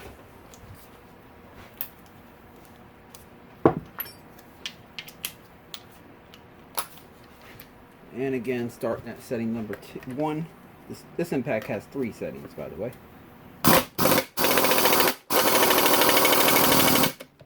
And setting number 3 is actually pretty powerful. It's a little impact, but this sucker, it's got some power in setting number 3.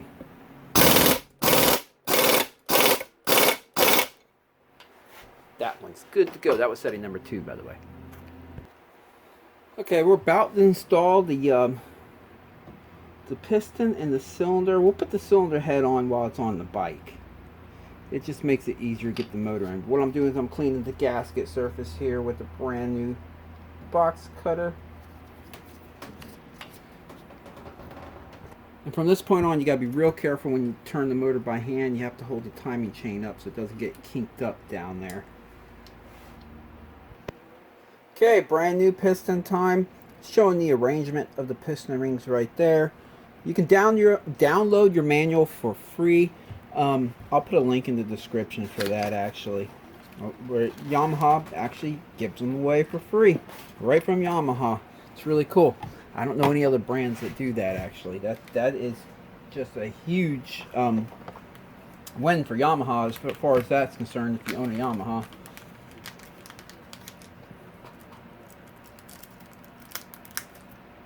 It's nice. I know some brands will give you a manual for free, but it's nice when you have it. For me, I like to have them on the computer myself, because I can just have them on my phone like this.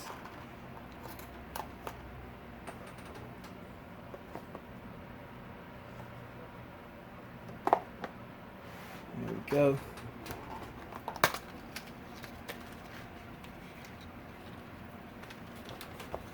Let the pistons in here. Need that.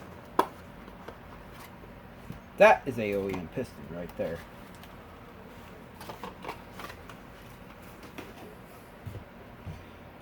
Okay. The first top ring there. I'll show you guys one more time the top ring. That's your compression ring. You see the A, it has an A right there and an A up there. It shows where it's supposed to be. Of course, the dot on the piston is down there at the bottom. You see the dot right here. So we're just going to follow that. Now again, people ask, did you check the ring end gap? I'm going to make a whole separate video on ring end gaps, and I'll explain to you why it's just not necessary nowadays on these modern day bikes, as long as you're running basically the stock nickel plated cylinder. Really, do you think they're checking every ring end gap going down the assembly line?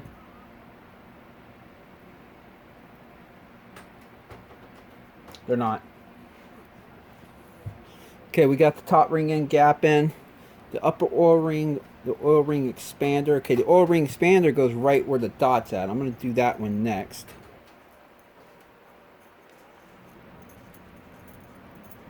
There we go. Make sure it doesn't overlap down here. There we go. And the top oil ring, that's the okay, that goes just to the right of the dot. Oop, that's not the top, that's the bottom. Yeah, if you read the manual, just to give you a quick gist, it tells you what the ring gap is supposed to be at, but it doesn't mention anything about filing. It just tells you how to check it, and if it's out of spec, replace it. Doesn't say if it's out of spec, too tight, file it. If it's too loose, replace it. No, it just says if it's out of spec, replace it. What they're basically saying is there should be no reason to file them. They should come in spec right out the box.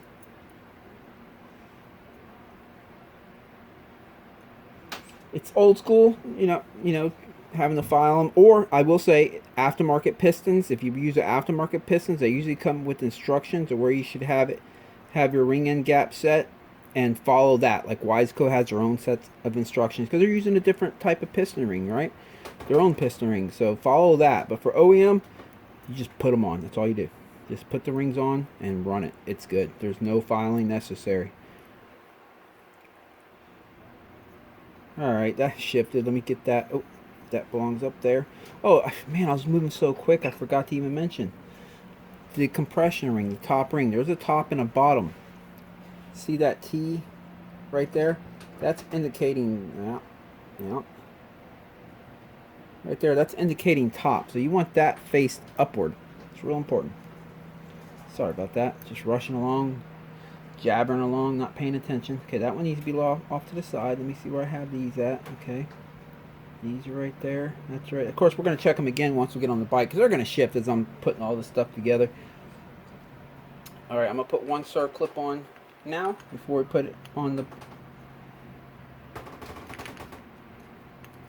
There we go. Okay.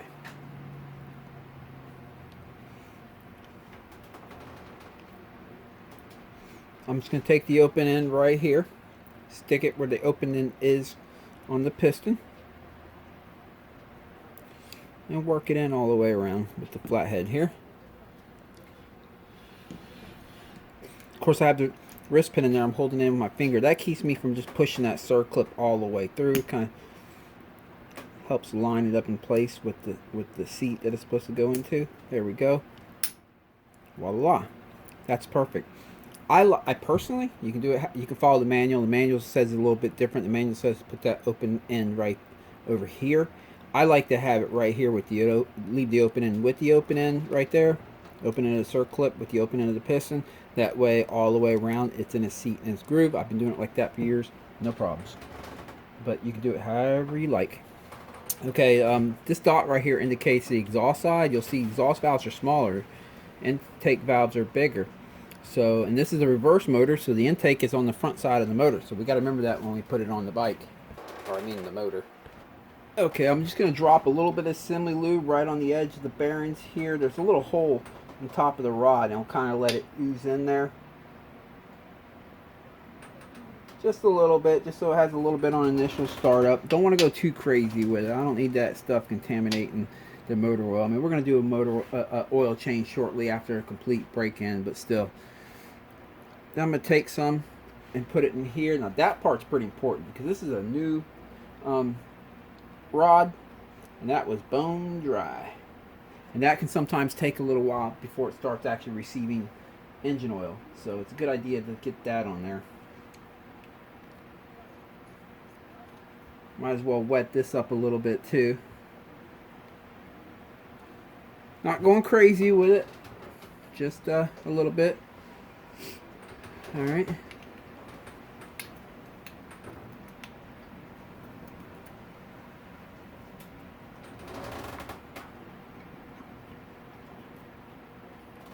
There we go. Let me get a clean rag. I know some of these rags don't look clean. They've been used a million times and washed, but they're clean.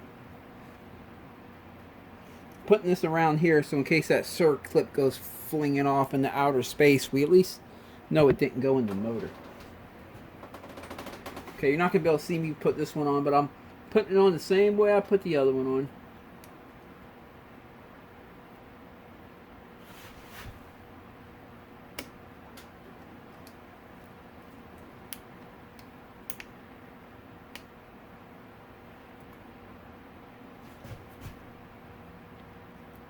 There it is. Okay, now let me get my better glasses here. I'm going to verify that it's in its seat, in its groove, all the way around. I'm not going to just assume it is. I need to see it.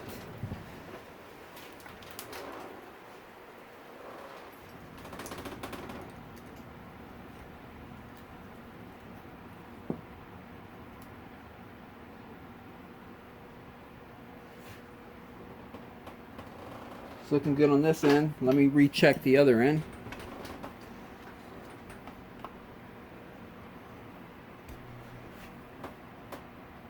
Yep, it's looking good over here. Okay. The big cutouts are definitely on the intake side. Small ones are on the exhaust side. So we know we got that right. I know I already said that once, but you know what happens is if I don't say that once, twice, 3 times tonight while I'm laying in bed, I'll be like, did I put that in right? And I'll be sitting out here with the little scope, sticking it in the cylinder and seeing if I got it right. So yeah.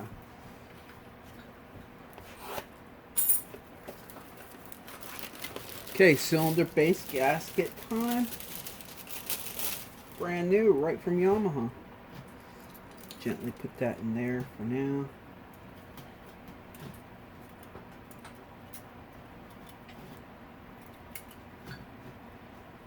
Make sure the rings are still in the right spot. Okay, see that one's there, and this one's right here. Okay, let me get the brand new cylinder. Okay, I typically don't oil a piston when I do a top end. I don't put any oil on it, any some lube, anything like that, because if you get too much oil all up in the oil rings, it will blow smoke for quite a while until the oil rings finally seat. It can take quite a while.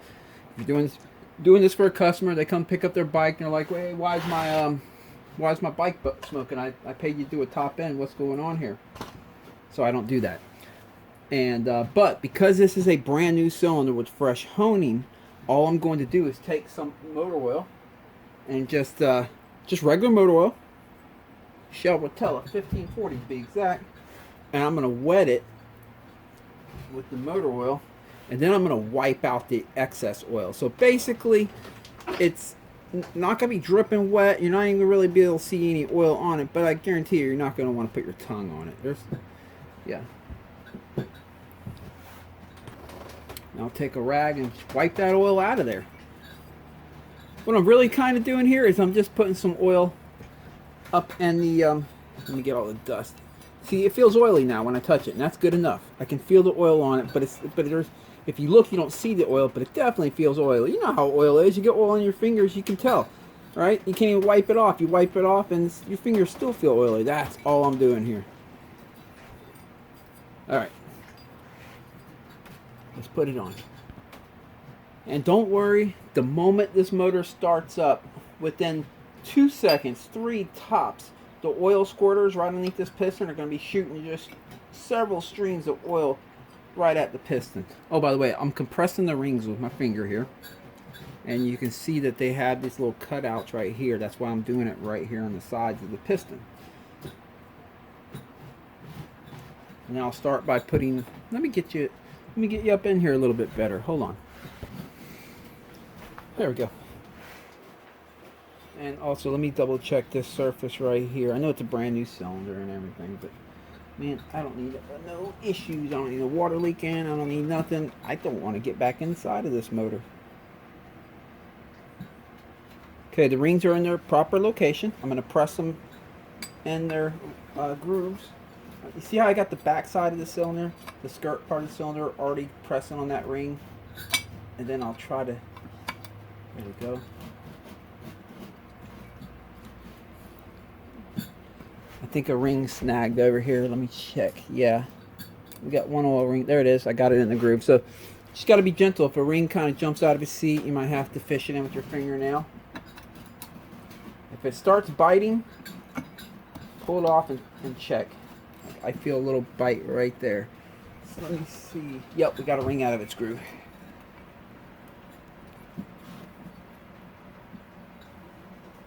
There we go.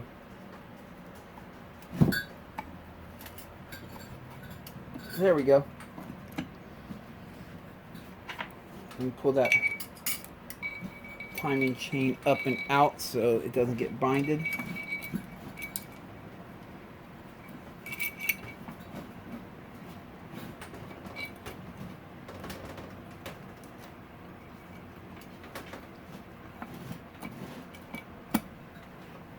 There we go.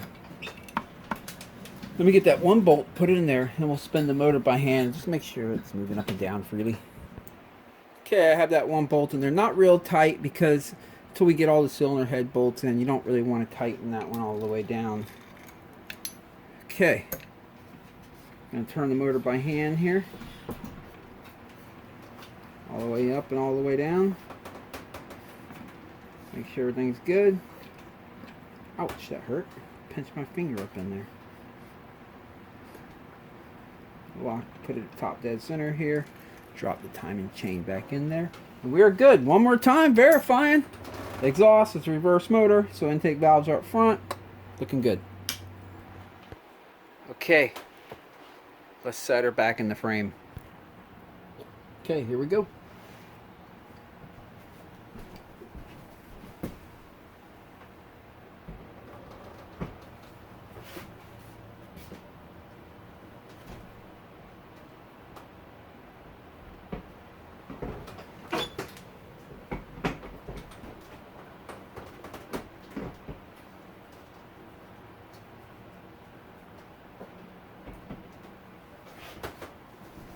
Okay, I got her setting in there.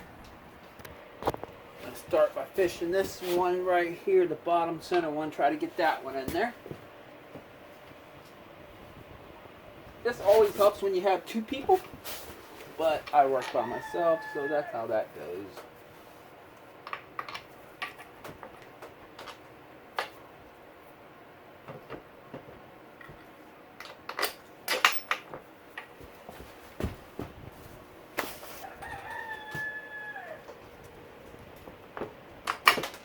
Okay, got that one fished in there. Now I'll go ahead and get the front ones in place, and then we'll be able to knock the swing arm pivot in. Okay, all the motor mounts are in. I have Loctite on the ones that go in the frame. Haven't tightened them yet. I just got them finger tight in there so we can knock the swing arm pivot bolt in. You'll see this goo dripping out. What I do is I put PJ1 Black Magic chain lube. I spray it all in there and fill that whole area up. That stuff works really good on this stuff. In my opinion, it's better than grease because it kind of hangs around. And I got it all over that right there. So let's go ahead and knock it in. Alright, gotta swivel the motor a little bit to get it lined up. And that's why I leave all the bolts loose. Let's see.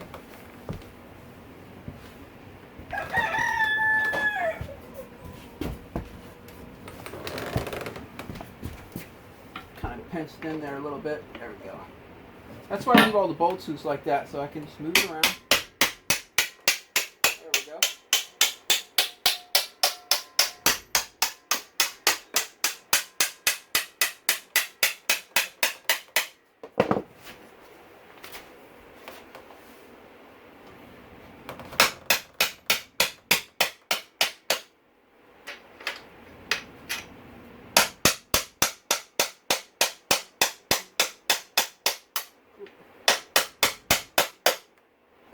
Now I'm going to pump the back brake up so we don't forget to do that. There we go. Told you, I remind you towards the end.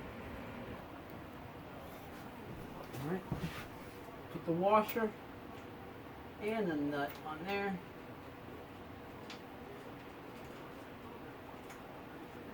Okay, let me go ahead and tighten up all these motor mounts.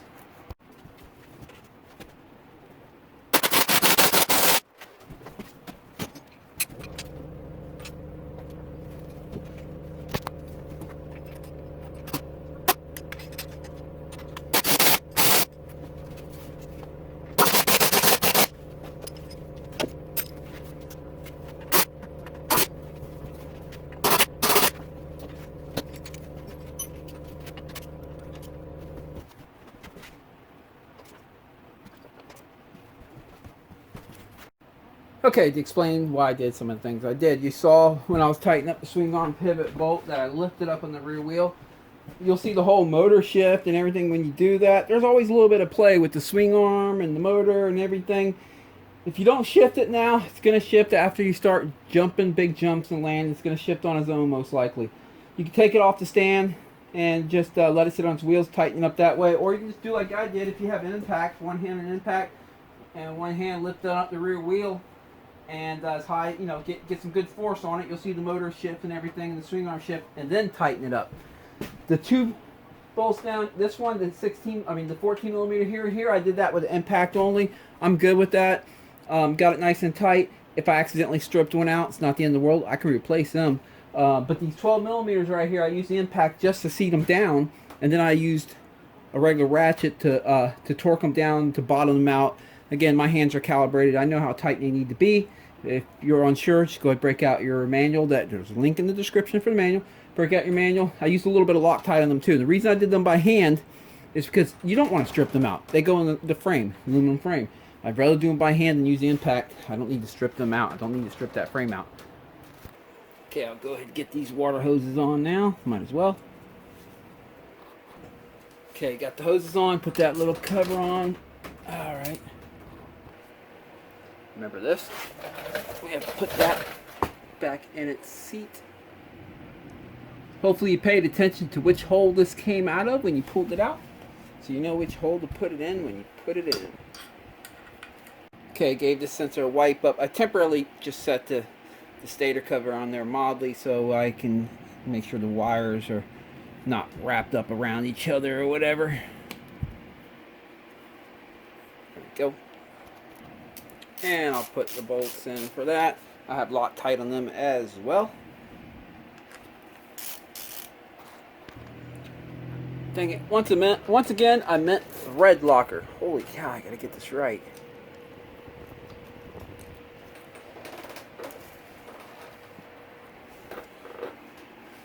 And clutch cable on, thread locker on these.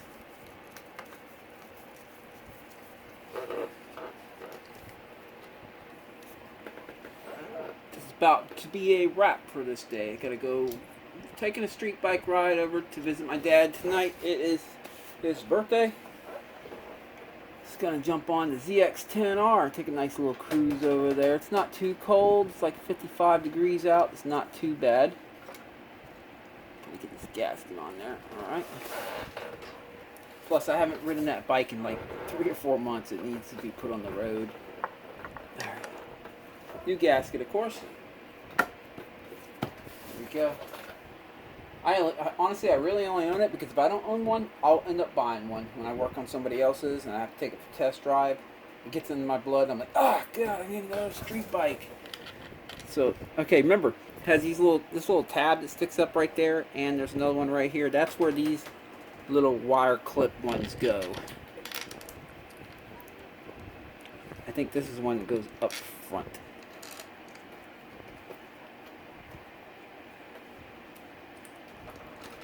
Maybe not.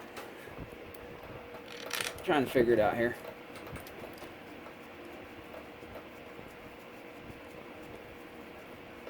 Yeah, that seems legit.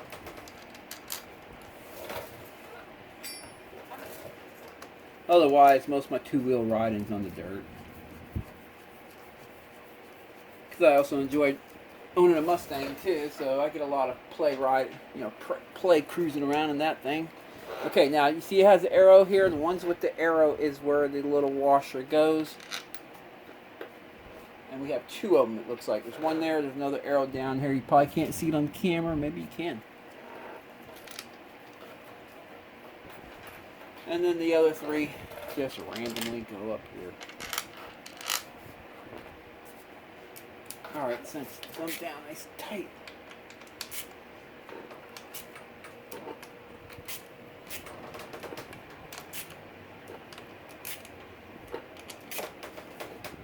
Back around one more time. Just feel them. All right.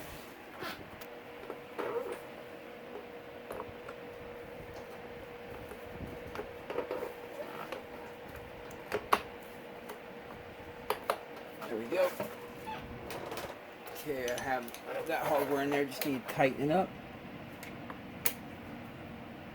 Alrighty. Alright, what's next? I guess I'll get the shift lever on there.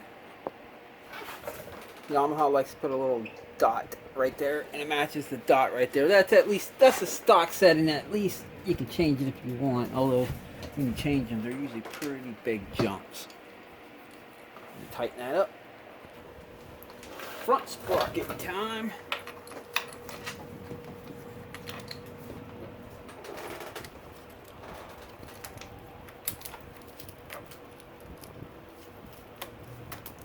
go. We got one more tab that's in good shape here. This other one's about to break off, but we got one more good one here, so it's good for one more usage. I do not use Loctite on these. They have a locking tab. What happens is they end up getting rusty and stuck on there. So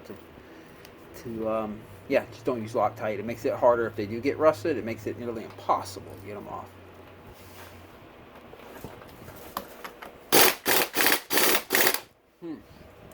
Let me pull this off and move that a little bit so that tab is more right there.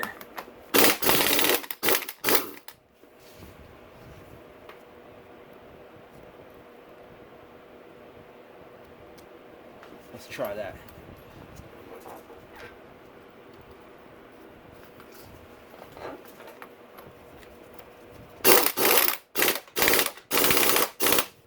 Oh, move it one more over. Back the original direction. There we go. And that's really why they give you two tabs. It's not so you can use it twice. It's so that you find that perfect spot to fold it over the nut.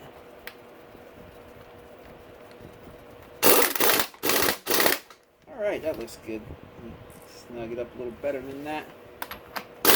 There we go.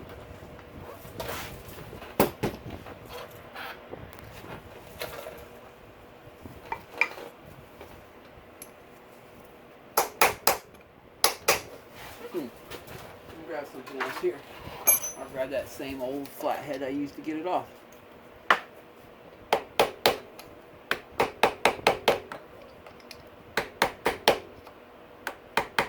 There you go. I'm just trying to get it up high enough so I can grab it with a pair of channel locks. Where are my channel locks anyway? There they are.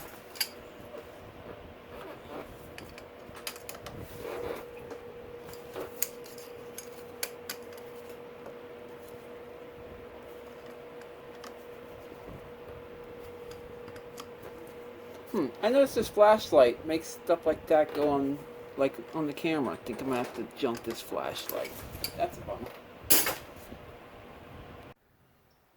Well, that's a wrap for this video. This is what I'll be riding out to my dad's house this evening. Go visit him for his birthday, ZX10R 2012. Stick around for tomorrow's video where we put the cylinder head back on the YZ250F and start her up for the first time. See you guys tomorrow.